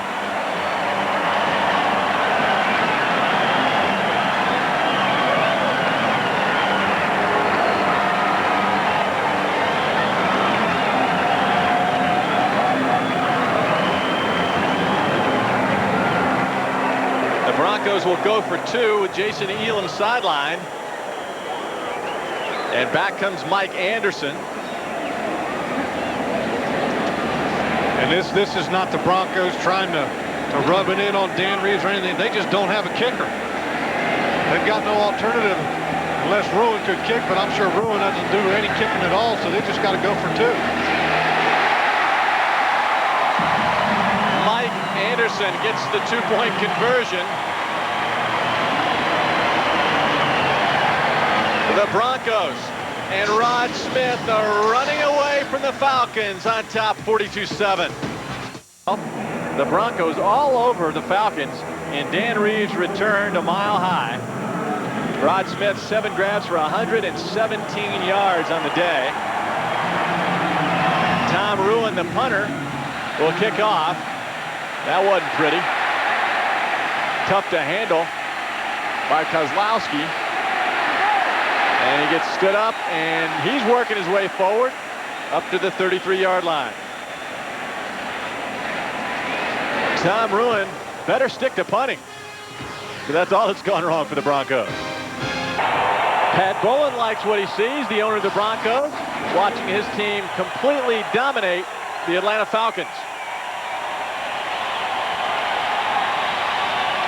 Bowlen spearheaded the move to the new stadium, and he's excited about that. A lot of great memories here at Mile High. This is the last season. John Mobley, Romanowski, the Broncos defense. Crowd turns up the volume. Jamal Anderson. Nice gain over the right side. Let's check in now with JB at the Fox Network Center for this NFL update. Doug and Jeff, a Rams 9-play, 69-yard drive culminates in this 1-yard Marshall Faulk run to put the Rams back on top. Seattle trying to pull the upset, much like the University of Washington did over Miami yesterday on the same field. Back to Doug and Jeff. JB, thank you. That's what these the double trouble combo did last week against these Broncos. Huge numbers. And Falk's so dangerous because he's a threat not only running the football, but as a receiver out of the backfield. 2nd down and 6 from the 38. Jamal in motion. Chris, quick drop. Looking for Sean Jefferson. And Terrell Buckley was all over him. And Mobley doing a little talking there to Sean Jefferson. It doesn't matter if his team was up 42-7. Mobley's so happy to be back out on the field, he can't get enough of it. The fans are packed in at Mile High as they always are. 243 consecutive sellouts. That dates back to 1974. That includes all their playoff games, and they're not giving up. No, they're still loud. Yeah. Still loud. Very loud. 3rd and 6. They want to stop. Big time pressure up the middle by Trevor Price. Forces Chandler to throw early. And Chris and the Falcons are foiled again. And anytime you have a lead, the one thing you've got to be able to do to keep your lead is put pressure on the quarterback. Take a look at Trevor Price right up the middle of the formation, beating Calvin Collins, the center, who he was shaded on. Trevor Price, this is the kind of situation that he is going to excel in, putting pressure on Chris Chandler. Delta O'Neal deep for a Dan Struzinski punt. O'Neal fields it at the 17, dodges the first tackler, finds a hole, and Struzinski trips him up at the 45. O'Neal comes up hobbling a bit. We'll check his injury when we come back. Broncos on top by 35. Broncos all over the Atlanta Falcons, 42-7. Doug Bell and Jeff Lageman in the Mile High City. The last time the Broncos scored this many, a guy named Elway was the quarterback against the hated Raiders back in '98. And you can see all the defensive linemen there of the Denver Broncos. I bet you they're taking bets right now, see who's going to get the most sacks for the rest of this ball game, because they're going to have a chance to get after Chandler for a quarter and a half. Karan Coleman in the backfield, giving Mike Anderson a breather. And Coleman, who was signed just yesterday, gets back to the line of scrimmage. The Broncos have had the ball 8 times so far today. They've scored 7 of those possessions. And the one time they did punt, they could have gone for a long field goal, but opted for the punt. You see Romanowski and Glenn Cadrez sitting there on the sideline, watching their offense and hoping that they're going to eat a lot of clock up here in the second half, so they don't see a whole lot of action out there on the field as a defensive unit. Anderson back in there now. Takes the handoff.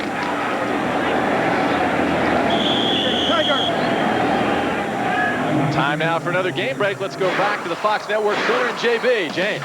Doug and Jeff, Steve Berline is performing surgery on the San Francisco 49ers. This 9-yarder to Wesley Walls, part of his 22 for 27 day, 350 yards and 3 touches, and a 35-7 lead. Back to Doug and Jeff. All right, JB. And I tell you what, JB, the one thing that's going to happen is the Atlanta Falcons are going to get a little bit of the Carolina Panthers next week, and going from one offense that's scoring points to another offense that's scoring points in the Carolina Panthers and Steve Berline. Greasy, the outside, Desmond Clark. First down, Denver. Clark caught a touchdown on Monday against the Rams. They have 3 very capable tight ends, the Broncos, and Carswell, Clark, and Byron Chamberlain. All 3 block very well. All are good receivers. You know, and the one thing, if I'm Mike Shanahan, I'm thinking, what's going through my mind right now is maybe taking out Brian Greasy and getting Gus Frerotte some snaps. You know, the one thing that you don't want to see happen in this league is for you to lose your starting quarterback, and now might be a good time to get Frerotte some snaps. Even though Greasy is a young guy, he's still your starting quarterback. You saw those numbers for Brian Greasy. He came in as the top-rated quarterback in the NFL, and more than likely he will maintain that spot. And Gus Frerotte, the free agent signee. Mike Shanahan really felt he needed a capable backup because you're one injury from your top guy going down, and he liked Gus Frerotte. He liked Jay Fiedler, who wound up with the Dolphins. And he said that, you know, that Jay Fiedler would have been a good fit, and he brought Frerotte in here not just to be the backup, but he wanted him actually to come in and compete with Brian for the starting job. But he said Brian just stood out way above Gus Frerotte. Jesse Tuggle gets another tackle. The hammer. Here's Gus. I wonder if he's listening to our broadcast in an earpiece. What do you think? No, he's got a instead of having to wear his helmet to find out what offensive plays that Gary Kubiak is calling from up in the booth, he just puts a little earpiece in so that he can hear what's going on while he can still have a ball cap on. It's 3rd down and 10. Gary Kubiak upstairs. Moved upstairs this season. Greasy looking for Brooks. And Ambrose got his hand in there to bat it away. And this is a little change. This is Gary Kubiak right in the circle. In past years, Gary was downstairs on the field because John Elway and John wanted it that way. But this is a good sign that Greasy has really matured, mainly because if Mike Shanahan felt that Greasy needed a constant fatherly figure on the sideline and throughout the game, Gary Kubiak would be on the sideline. Obviously, he feels that Greasy is far enough along that he can be on the sideline by himself and handle certain situations, and he has shown that he's able to do that. Tom Rulin. The punt will go through the end zone. There is a flag down back at the 47.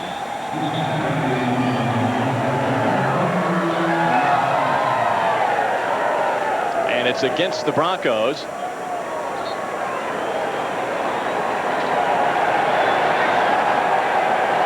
Falcons will. Holding, kicking team number 59. Penalty is declined. First down. The Falcons will start from the 20. And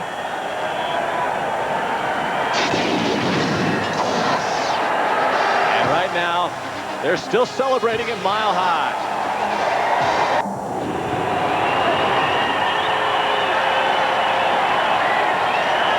Well, the Broncos may be up by 35, but don't tell the sellout crowd that. The stadium is actually shaking right now. Our booth is shaking.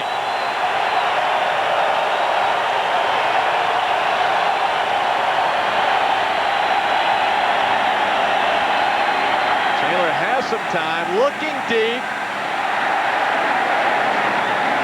Terrence Mathis. And Chris Chandler, the reason he has been ineffective most of today has been the pressure that the Broncos has been able to get on him. Trevor Price as well as Romanowski on the ball exchange. And then again, Trevor Price as well as the rest of the defensive linemen of the Denver Broncos. And that's the way it's going to be for Chris Chandler throughout the rest of this ball game because they are in obvious pass throwing situations. Under the gun, Chris Chandler. He has been hassled all afternoon. Only 3 of 14 for 34 yards. 2nd and 10. Chandler, you see, he's hassled again. And he goes down. Tanavasa chases him. We'll get credit for a tackle. That was beyond the line of scrimmage. It'll bring up 3rd down and 10. And take a look at the coverage.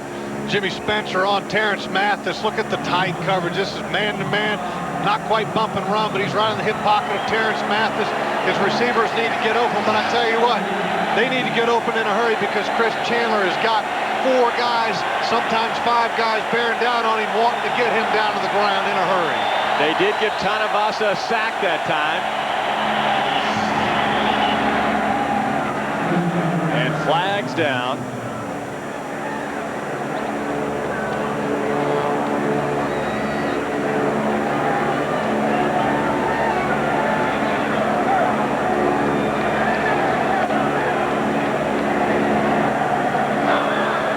Neutral zone infraction, defense number 93. 5-yard penalty, remains 3rd down. 3rd down and 5. Oh, and look at Chris Chandler's numbers, talking about struggling. I mean, 3 of 14 for 34 yards, and we're just about at the end of the 3rd quarter, and he doesn't even have 50 yards. Doug Johnson is the backup quarterback for the Falcons today, the rookie from the University of Florida. Danny Cannell has an injured finger on his throwing hand. It appeared that Johnson was getting loose over on the sidelines. Chandler, Terrence Mathis, 1st down, Falcons up to the 46.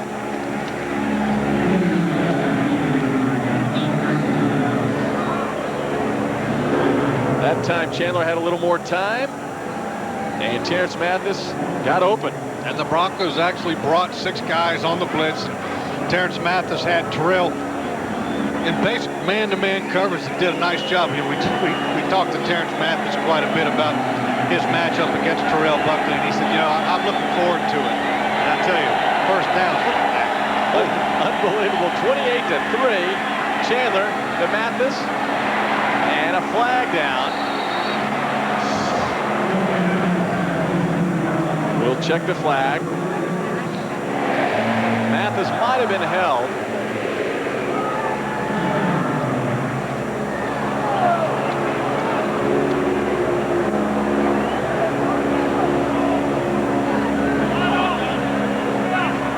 Holding, defense number 53. 5-yard penalty, automatic, 1st down. The St. Louis-Seattle game is terrific. Let's go back now to the Fox Network Center where JB will give us an update. All right, Doug and Jeff, take a look at what Kurt Warner is doing. Hook it up here with Roland Williams. This little 4-yard strike puts the Rams back on top by a touchdown, 27-20. That in the 4th quarter. Back to Doug and Jeff. JB, thank you. Lots of time left in that St. Louis-Seattle game. 4.5 to play 3rd quarter. Jamal Anderson busts through a tackle. Tanavasa on the stop. Jamal Anderson showing some of his power. He will punish the tackler. And John Mobley in the week talked about visualizing in his first game back, hitting someone and then he don't get up. Well, I can tell you what, take a look at the shot that Jamal Anderson gives John Mobley. Jamal Anderson is a load. He's 235, 240 pounds, and he's got a low center of gravity. When he drops them shoulders, he can put a hurt on just about any defender there is in this league. 2nd and 5. Chandler stumbles out of the pocket and throws the completed pass to Brian Finneran. His 1st grab of the afternoon. The turf here at Mile High is not very good. The soccer team in Denver plays here as well, and it is a chewed-up turf. Now at the practice facility, the Broncos practice facility, the grass is unbelievable. It's gorgeous. 10 times better than what the playing field is. You know, this stadium, playing here a lot of years that I have, never been known to have a great field. It's always a little bit chewed up, and it doesn't have a real fast track. It's a very soft, torn-up surface. 1st and 10. Tim Dwight on the reception. Look at that speed. He's in 5th gear. He busts by Terrell Buckley into the end zone for a touchdown. What an explosive player, Tim Dwight. 35-yard touchdown. this is just a quick wide receiver screen to Tim Dwight. And the reason that you can make that play happen is Tim Dwight has some incredible speed. You'll take a look. Watch Sean Jefferson in your screen. Watch what he does. He gets the key block right there and allows Tim Dwight to get back to the outside, springing him once again. And Tim Dwight, his speed just takes over Terrell Buckley. Not a whole lot of effort there to try and tackle Tim Dwight, but at that point, he's already in the end zone. Morton Anderson on for the extra point. And the Falcons cut into the lead, now 42-14. Tim Dwight is an exciting player, and he delivers for the Falcons. And remember, Boston Public, Emmy Award-winning David E. Kelly, the creator of The Practice, and Ally McBeal brings his newest series, Boston Public, to Fox this fall. Doug Bell and Jeff Lageman. The Falcons have cut into that lead a little bit anyway. Morton Anderson had a terrific opener against the 49ers. He was 5 out of 5. The NFC Special Teams Player of the Week. And Chris Cole is deep for the Broncos. And who says Morton Anderson has lost his leg strength as he boots that through the end zone? And, you know, the one thing the Broncos are really looking forward to is getting into their new stadium next year. You know, we had an opportunity to take a peek at some of the parts of the stadium. It's going to be absolutely fantastic. And the one thing that they did say, they said that the field will be in much better shape than what Mile High Stadium is. I mean, look at this. It's absolutely beautiful. It's right next to the stadium that they're currently playing in right here at Mile High Stadium. Wonder what they're going to do with the seats here at the old Mile High Stadium. What they're going to sell them, you know, for 10, 15, 20 bucks a pop so everybody can have a little piece of Mile High Stadium. They should. Great memories in this place. Brian Greasy's still in there. And goes down at the 20-yard line. He's looking for Robert Brooks. Patrick Kearney gets the tackle, and we'll check the flag.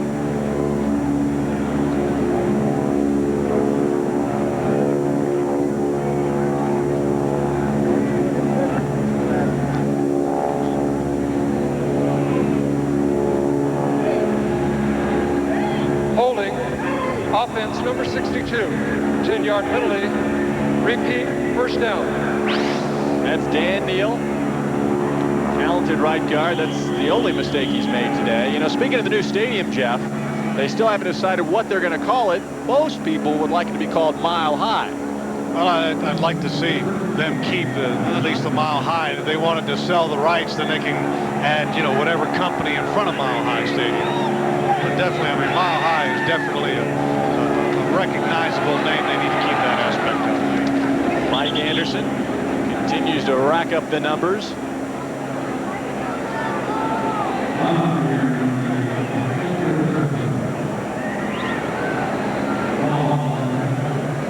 Tony Jones and Mark Schlereth are getting a rest on the left side of the line for the Broncos. The two veterans, Trey Teague in there at tackle, Lenny Friedman in there at guard. This could be the final seasons for Jones and Schlereth at left tackle and guard. Well, if Mark Schlereth decided to continue to play, to be honest with you, I don't think he'd pass anybody else's physical. His knees are in that bad a shape. That's Brooks in motion, Greasy. Travis McGriff fumbles the football, and he never had possession. Ray Buchanan came up with it and was charging into the end zone. And the one thing that I would like to see when they get this new stadium complete, you know, the whole ring of fame that they have, you know, and they waived the 5-year waiting period for John Elway. The one thing I'd like to see when they put the ring of fame up in the new stadium is to leave an obvious empty spot on the new ring of fame to where everybody realizes that when Dan Reeves finally does decide to retire, he's got a spot right here at the new Mile High Stadium. I think it would be a classy thing by Pat Bowlen and the Denver community. Third down and 15. Greasy underneath to Howard Griffin, who has a touchdown grab on the afternoon. And Tom Ruin will come on to punt. Ruin, by the way, is engaged to Amy Van Dyken, the Olympic gold medalist, the swimmer, who is in Australia right now, and she will try to win more gold at the next couple of weeks in Sydney, Australia. Tim Dwight again deep for the Falcons. Good with a high towering kick fielded by Dwight at the 30. Quick feet, runs over his own player, and then he's brought down at the 36-yard line. 50-yard kick. That guy is absolutely fearless, Tim White. This guy, most return guys would have fair caught that ball, but not Tim Dwight. He's got that barbed wire tattoo on his left arm. That'll tell you something, huh? Injured player on the field for the Broncos.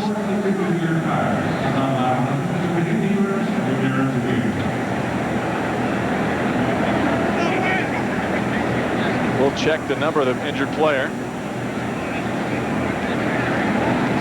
You know, Jeff, there were some people who felt that with Dan Reeves coming back today, that maybe at halftime they should have gone ahead and put his name on the Ring of Honor today.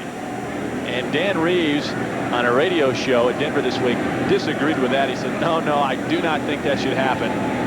I'll be glad if it happens someday, but he said he didn't expect any special treatment today. Well, and he's right. I think that he should wait the 5-year period. I mean, John Elway, he's Colorado's favorite son. There's no doubt that they should wait the 5-year waiting period for John Elway. But for Dan Reeves, here's a guy that he was here in Denver for 12 years, but he had the opportunity to win 3 different Super Bowls, but he lost. If he had 3-4 Super Bowl victories, maybe then you might consider waiving the 5-year wait period, but it's the right thing to do to wait 5 years. And you know what? That 5 years, that may start after the season if Reeves does decide this is his last year. Trey Teague was the injured Broncos player being helped off the field. Let's keep in mind as you look at Chris Chandler, Dan Reeves is the guy who engineered the trade for John Elway. He didn't want to sign with Baltimore, and so Reeves brought him to Denver. Jamal Anderson goes over the right side, picks up 5 yards. He's collared up around the neck by Glenn Cadrez.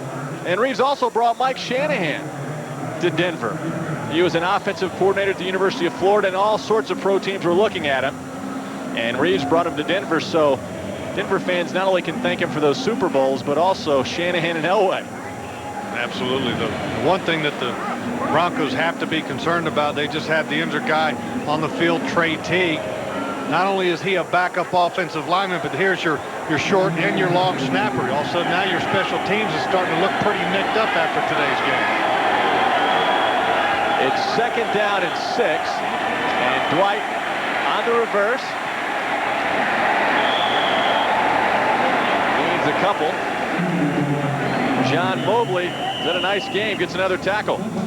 That's the end of the 3rd quarter. It's Denver on top 42-14, but Tim Dwight trying to bring the boys from Atlanta back.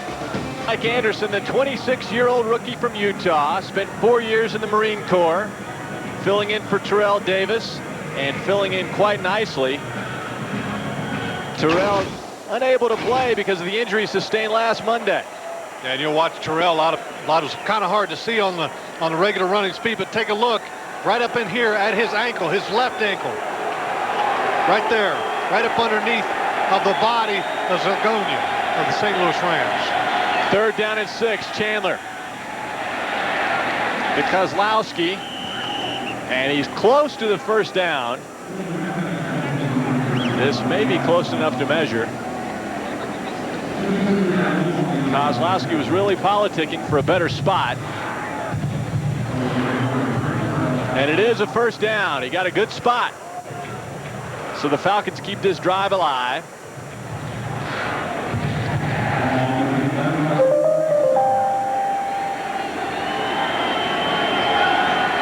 First and 10 from the 47.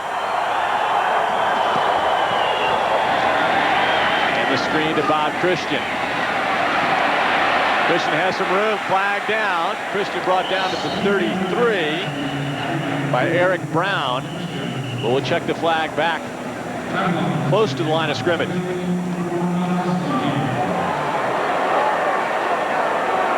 Bill Romanowski gets up slowly.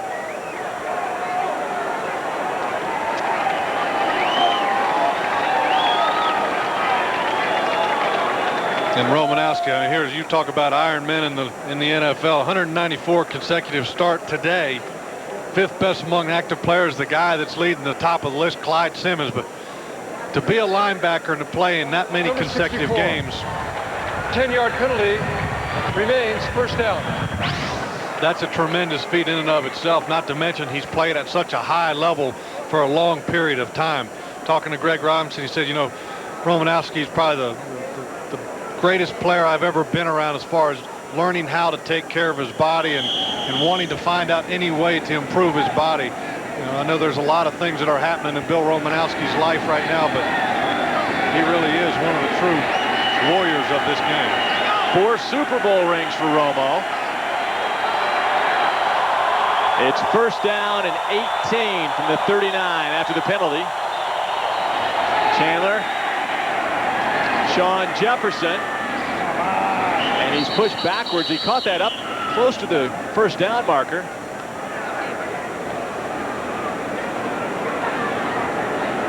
And it appears they will give him enough for the first down.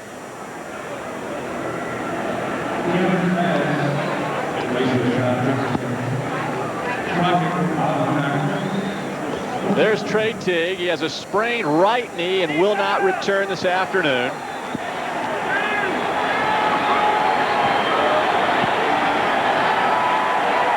Ron Rivers in there now for Jamal Anderson at tailback. First and 10 from the 41. Rivers' first carry of the 2000 season. Billy Jenkins on the stop. There you see number 32. You know, we talked about Romo, those 4 Super Bowl rings. He's one of 3 players in NFL history to have won back-to-back Super Bowl rings with 2 different teams. The other guy on the Broncos defense a lot of people in Atlanta probably remember is number 92, Lester Archambault, who was actually inactive last week at the Rams, was active today because of the injury to Kavika Pittman's neck.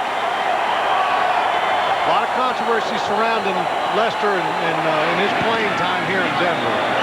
Chandler to Mathis. Flag comes flying in late. An incomplete pass. The ball hit the turf. You know, Lester Archambault in the offseason, he was a free agent. Broncos lured him with a pretty decent contract, $1.4 million signing bonus. And then Lester comes here to Denver in the preseason, doesn't get a whole lot of opportunities with the first team, and is inactive the first week. Contact, defense, number 53. 5-yard penalty, automatic, first down. And Teague leaving the field with that sprained right knee. That penalty against Romanowski. Marv Fleming and Charles Haley were the other 2 players who've won back-to-back Super Bowl rings with 2 different teams. Marv Fleming with the Packers and the Dolphins, and Charles Haley with the Niners and Cowboys.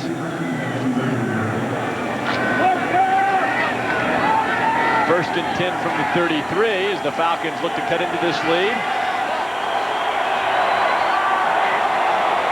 Here comes the blitz. Chandler's got to hurry. And that ball's deflected by Glenn Cadrez on the blitz right up the pipe. Cadrez filling in for Al Wilson out with that separated shoulder. Of course, Cadrez was the second leading tackler on the Broncos team 2 years ago at middle linebacker.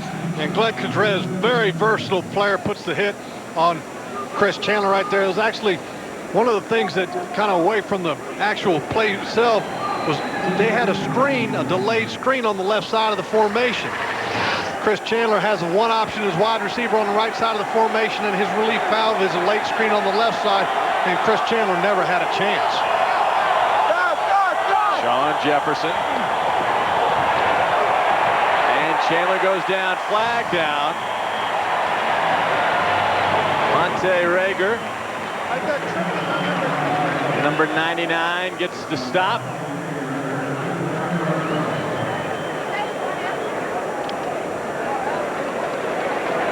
It's against the Falcons.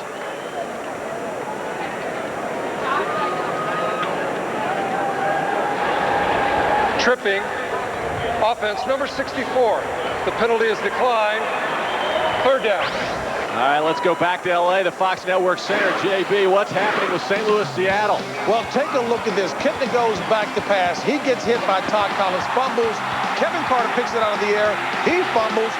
Devin Bush is there for the pickup, just like the Rams drew it up. Rams on top, 34-27. Boy, what a game. Back to Doug and Jeff. That is a good game. The opportunistic St. Louis Rams. Chris Chandler on the rollout, throwing into traffic.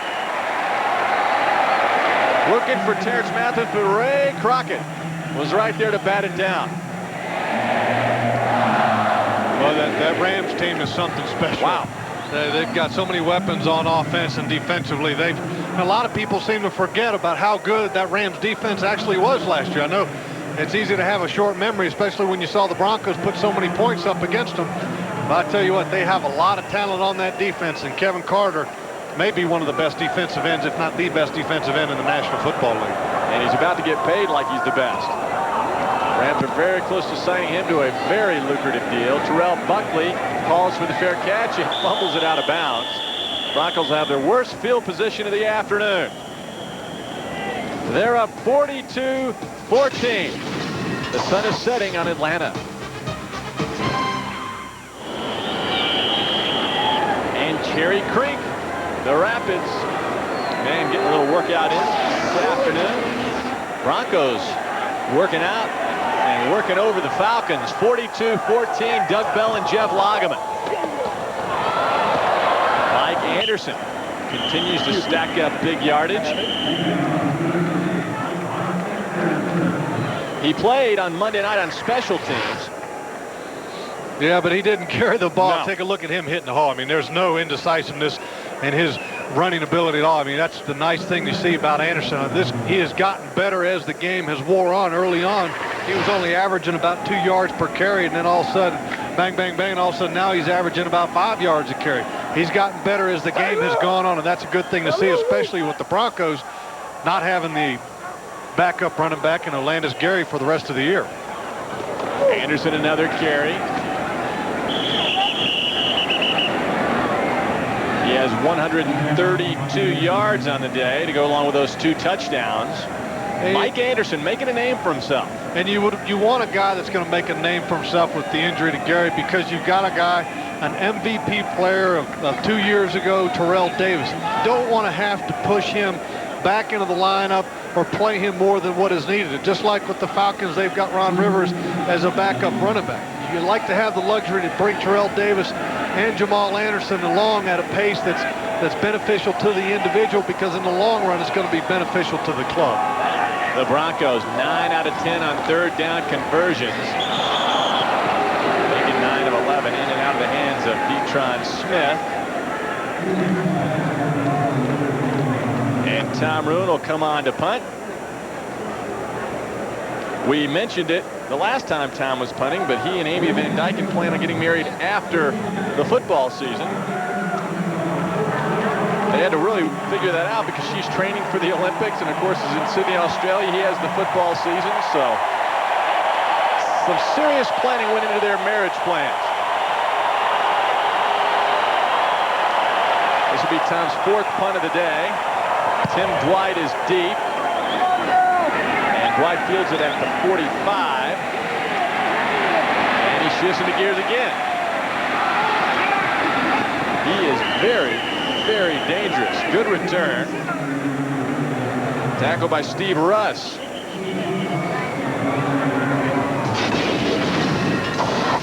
Mike Anderson, the first rookie in Broncos history to go over the century mark, 132 to be exact. Chris Chandler has the baseball cap on, and he's replaced by rookie Doug Johnson from the University of Florida. His first action. Free agent picked up by the Falcons, and they really like him. He was very impressive in the preseason. They said after the first week of training camp, they knew they had a strong-arm rookie that was going to be the quarterback of the future. And a handoff to Ron Rivers. Bill Romanowski brings him down. It has been a rough afternoon for the Falling Birds. As you check those numbers, certainly nothing to write home about. Well, and, you know, Jamal Anderson was pretty solid. 7 rushes for 38 yards. That's a pretty good yards per carry average, but the game just got out to where it wasn't in his mold. I mean, it was all of a sudden it was 27-0, and Jamal Anderson, that's not the kind of game that he's going to be able to excel in. He needs to be in a close ball game where he can really pound out a defense. Definitely not his game today, but he played pretty well, I thought. Very physical. 2nd and 8, Johnson fires it in and out of the hands of Sean Jefferson. And the Falcons get it back. Kozlowski falls on the loose football.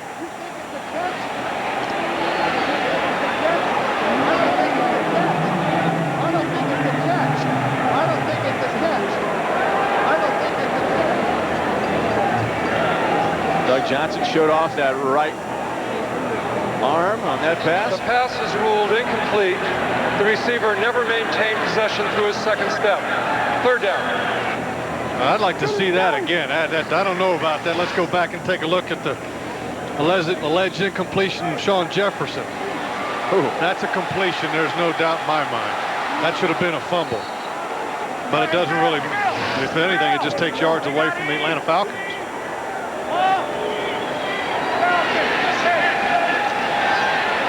Reeves watching on his team in a huge hole. Charge timeout. Denver, this is their first charge team timeout. And the Falcons, not only did they take Chandler out of the game, but also Jamal Anderson is not going to be back in this ball game. They pretty much exclusively gone with Ron Rivers. Dan Reeves and the Falcons will go home a loser on this day. Jamal on the sidelines watching helplessly. We have a challenge. Dan Reeves wants to look at that last pass to Sean Jefferson. And Jeff, you thought it was a completion. I think so too. I mean, he's got control of the ball. Both feet are on the ground, and Billy Jenkins puts a great hit on him. And actually, if we let the tape roll a little bit, look at exactly where the ball is recovered by another Atlanta Falcon player. Terrell Buckley tries to pick it up, and it's recovered by Kozlowski right at the 11-yard line. That would give them 1st and 10 from the 11. So, and I know this game isn't exactly close for the Atlanta Falcons, and it's not a game-breaking decision, but you certainly would like to have your backup quarterback have every chance to go in and get a score on the first time that he's in a ball game in his pro career. Now, talking to Terrence Mathis, he was absolutely impressed and had nothing but good things to say about Doug Johnson. It's, you know, to be honest with you, he goes, I think that the guy's got enough talent and played well enough in the preseason and in practice to even possibly warrant being the backup for the whole year. They said this week in practice, Doug Johnson, they had a windy day in practice, and Doug Johnson was out there throwing BBs, and the wind wasn't even affecting it. They said he throws an incredibly hard ball. Well, he had a celebrated career at the University of Florida. A little bit controversial, too. That's a better way to put it, controversial, yeah. A little bit of problems with head coach Steve Spurrier. And Doug Johnson never quite... After reviewing the play will be ruled a completed catch, fumble, Atlanta recover at the 11-yard line, 1st down. Jeff, you were right on. The replay clearly showed that Sean caught it, fumbled, and Kozlowski jumped on it. So Doug Johnson and the Falcons have good field position and a 1st down. It's 1st and 10 from the 11. And Doug Johnson never led the Gators from the University of Florida to an SEC title like his predecessor Danny Werfel. You know, you talk about Brian Griese following a legend here in Denver and John Elway. Doug Johnson had to do the same thing at Florida following Danny Werfel. That's Pinneran in motion. And a handoff to Ron Rivers. Takes the stutter step, and Terrell Buckley comes up and gets some help. I got it, bud. Cadrez and others. There's Glenn Cadrez, a guy who's always looking for the great investment. You know, he's looking to the future after football. What does he do? He buys a trailer park near his hometown in Southern California, and it just so happens the trailer park is sitting on an artesian water well worth millions. You know him. Yeah, a people were kind of chuckling at him, saying, "Oh, you're going to be a slumlord owning a trailer park." Well, he actually got himself a bottled water factory out of it. Finneran on the reception. There is a flag down.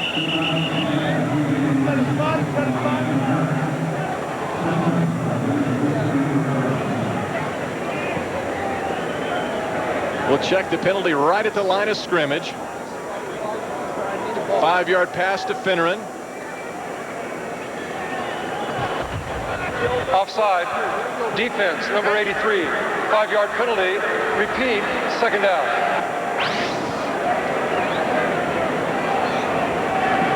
Trevor Price offsides. Pro Bowler from a year ago. Was held in check by the Rams on Monday night. But today he has been back to his all-pro form. It's second down and 6. Johnson too high to Ron Rivers. And it appeared that maybe he threw it back, which would have been a lateral and a fumble. And that's what Kadrez and Romanowski thought. The pass was ruled forward and incomplete. You know, Trevor Price probably doesn't get as much recognition around the National Football League as what he should. Take a look at these numbers right here. 13 sacks last year would put him number 5 in the National Football League, and to do that from a defensive tackle standpoint, that's pretty darn good numbers. Bob Christian, same play, this time to the fullback, and he hammers his way inside the 5. John Mobley on the stop. And look at Mobley, boy, is he excited. Fourth quarter of the ball game, his team's up 42-14, and he still can't get enough.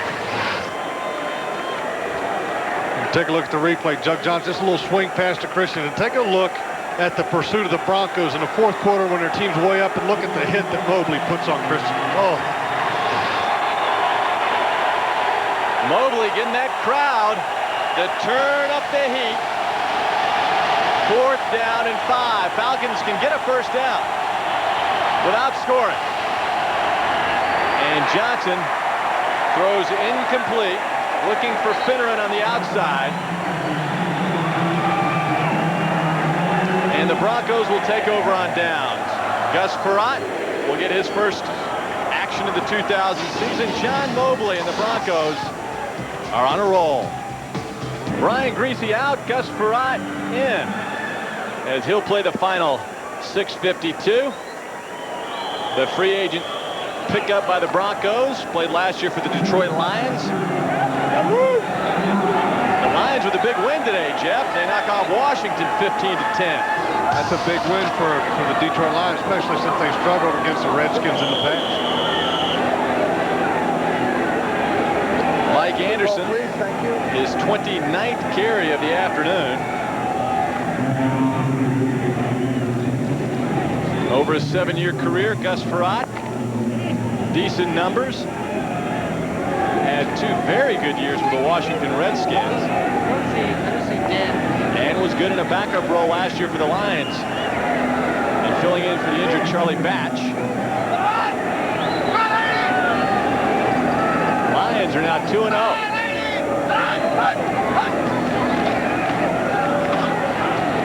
Anderson, 30 carries on the afternoon.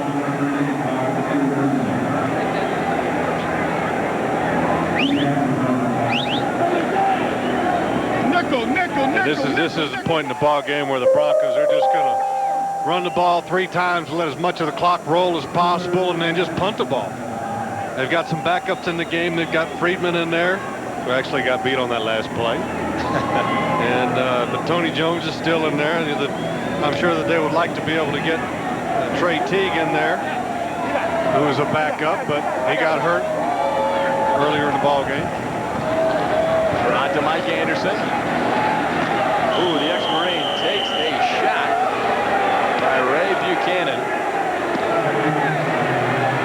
You take a look at some of the upcoming games for the Falcons. It doesn't get any easier. All of a sudden you have Carolina, who's putting a lot of points on the board, and then these are the games that I think I'd be worried about. The 2 right in the little arrows reverse. St. Louis Rams twice in the next 5 games. That's enough to scare me. Then you also had the Giants, they're undefeated. Then you have Philadelphia. The NFC East has really picked up the pace a little bit, especially those 2 teams. So not an easy schedule. Doesn't get any easier from here on out for the Atlanta Falcons. Tim Dwight fields it at the 35. And Dwight again, fun to watch. Wiggles his way out of trouble. Flag down. They grabbed his face mask, and he's brought down at the 37. And it appeared they really grabbed his face mask back at the 47. 60-yard kick.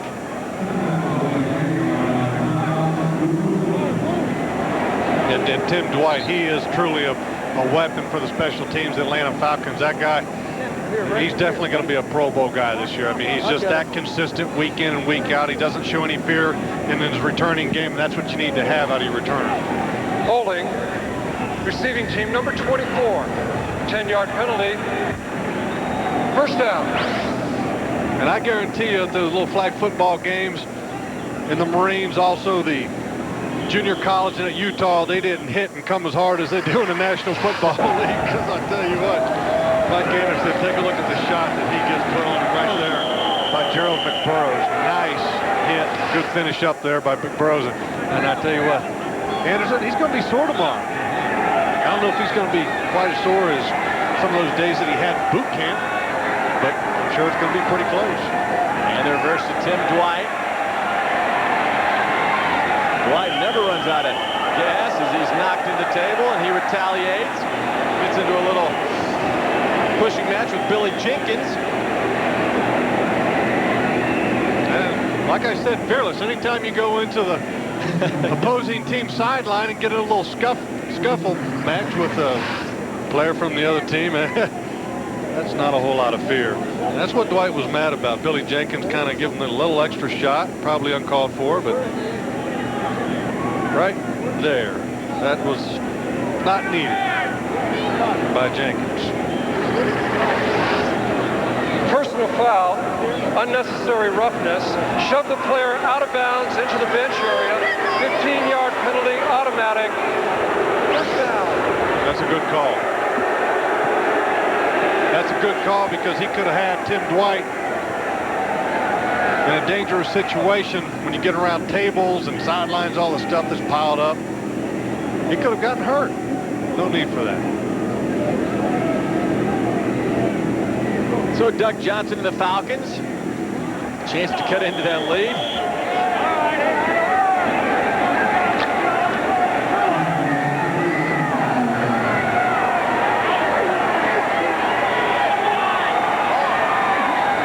First and 10 from the 37. Doug Johnson to Tim Dwight. Dwight puts his head down and just pulls forward down to the 11. And let's check in to see who won that Seattle-St. Louis game. JB back at the Fox Network Center. JB. Well, with 3rd and 17, 35 seconds left in the game, Kurt Warner throws a bomb to Torrey Holt, a 41-yard pass play. That sets up this 27-yard field goal by Jeff Wilkins. And St. Louis, for the 2nd consecutive week, wins a shootout, this one by 3. Back to Doug and Jeff. What a game. JB, thank you. The Rams defense giving up lots of points and yardage there, Jeff. Nothing wrong with that offense. Doug Johnson looking for Reggie Kelly. And checking the NFC West standings. That would be 2. No, 1-1. 1-1, I mean. They should probably deserve 2 losses for the performance today, though. But I tell you what, Atlanta, this division, I mean, you look at it, the only team that I think that even actually has a chance of competing with St. Louis for the title would be Carolina. I don't think anybody else even has a chance. Carolina has some aging defenders that they can get them to rise up. And on the blitz, Eric Brown nails Doug Johnson from the blind side. He lost the football. And the officials are discussing whether it was a fumble or not.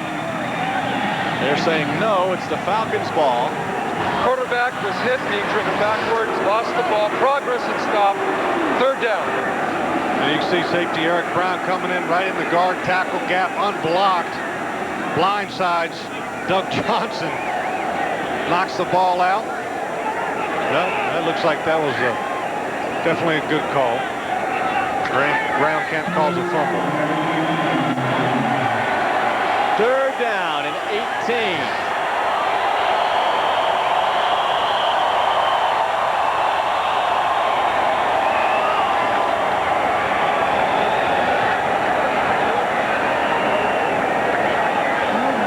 Fisher blows the whistle.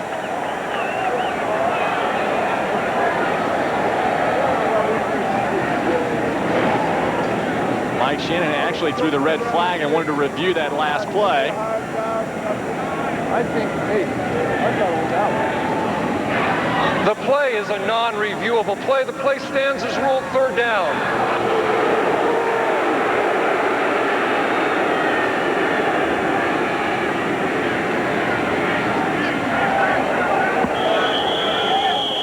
Mike Shanahan hasn't eased up, has he? You know, this is a competitive game for him and Dan Reeves. You know, these two, there's no secret that there's no love lost between them. And I'll tell you what, Shanahan has had the upper hand in head-to-head matchups against Dan Reeves. Doug Johnson looking for Tim Dwight. Overshoots him. Will bring up fourth down.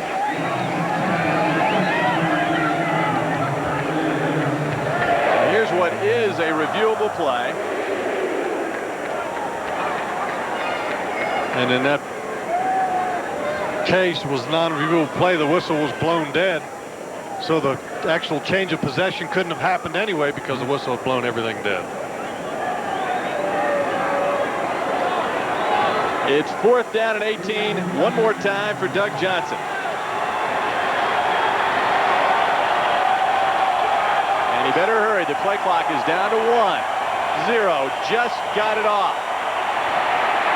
Johnson fumbles the football. And there go the Falcons. Or there go the Broncos. Tunavasa knocked out of bounds at the 42. Maya Tunavasa.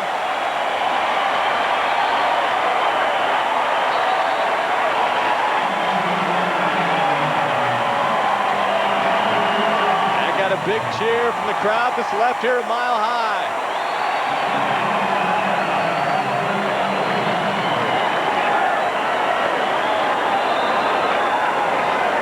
Fifth sack of the day for the Denver defense. And as you can see, Hasselbeck missed him the first time, but take a look.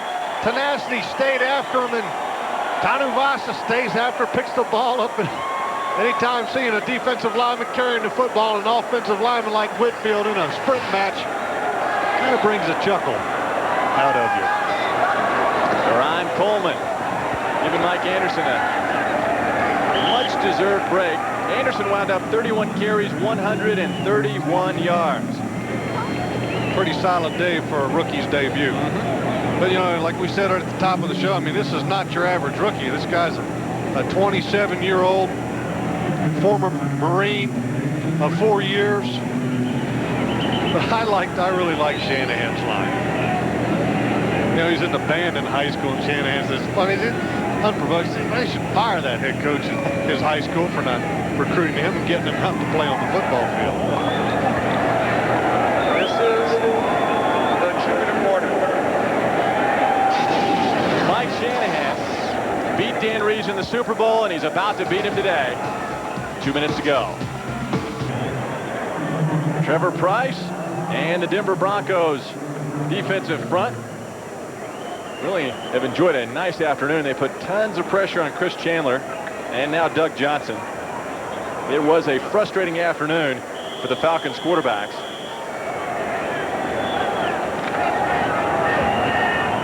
We talked to Chris yesterday, and he really felt they had some things that they could expose against the Broncos defense, but apparently the Broncos made some big-time adjustments from last Monday.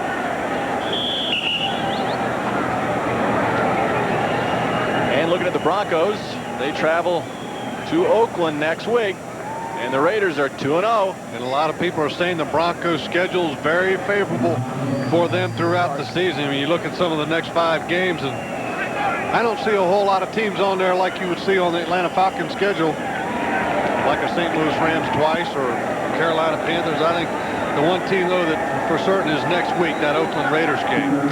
Oakland Raiders have a pretty good football team. That's going to be the team that Denver's going to have to challenge for a division title. 3rd down and 4 for Gus Frerotte.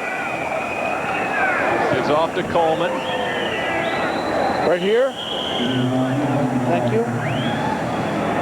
Let's check in one more time. Another game break. We go to the Fox Network Center and James Brown. Yesterday. All right, Doug and Jeff, take a look at the Saints. They're not giving up. Jeff Blake drills this one to Joe Horn, the back of the end zone. Horn, 12 catches, 116 yards, 2 touches. Saints nursing a 1-point lead with 40 seconds left. Back to Doug and Jeff. All right, JB. Close games everywhere except Denver. The Broncos have totally dominated the Falcons this afternoon.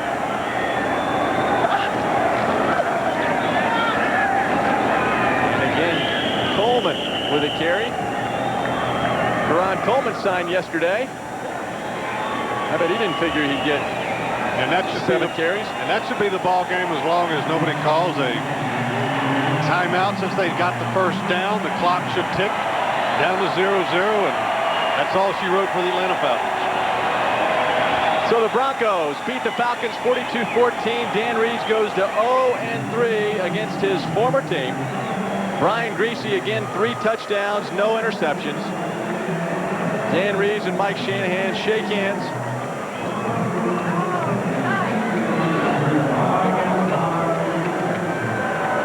And they even smiled there. Who knows, maybe they buried the hatchet. Mike Shanahan's team goes to 1-1 along with the Falcons. Again, the final 42-14. We'll wrap it up right after this from Mile High in Denver.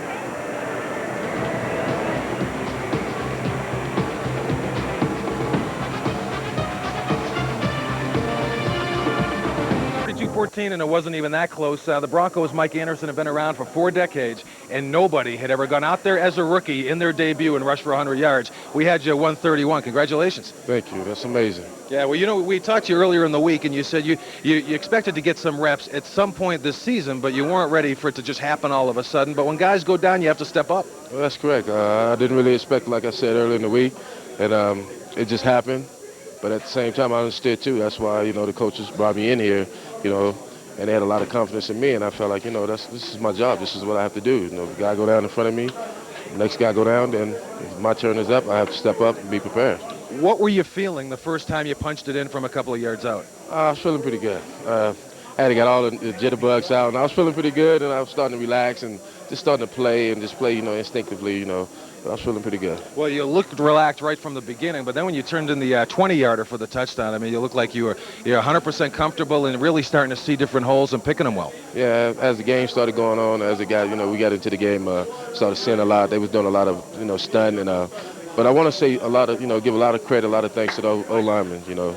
They really opened up a lot of holes for me today. Well, it's unbelievable. You guys to blow them out. I mean, this game was over by the middle of the second quarter where they had not gained a first down yet in this game. You guys were blowing them off the ball on both sides of the ball. I mean, you really, with all of the injuries and guys going down in this game, I think the Broncos made a statement today.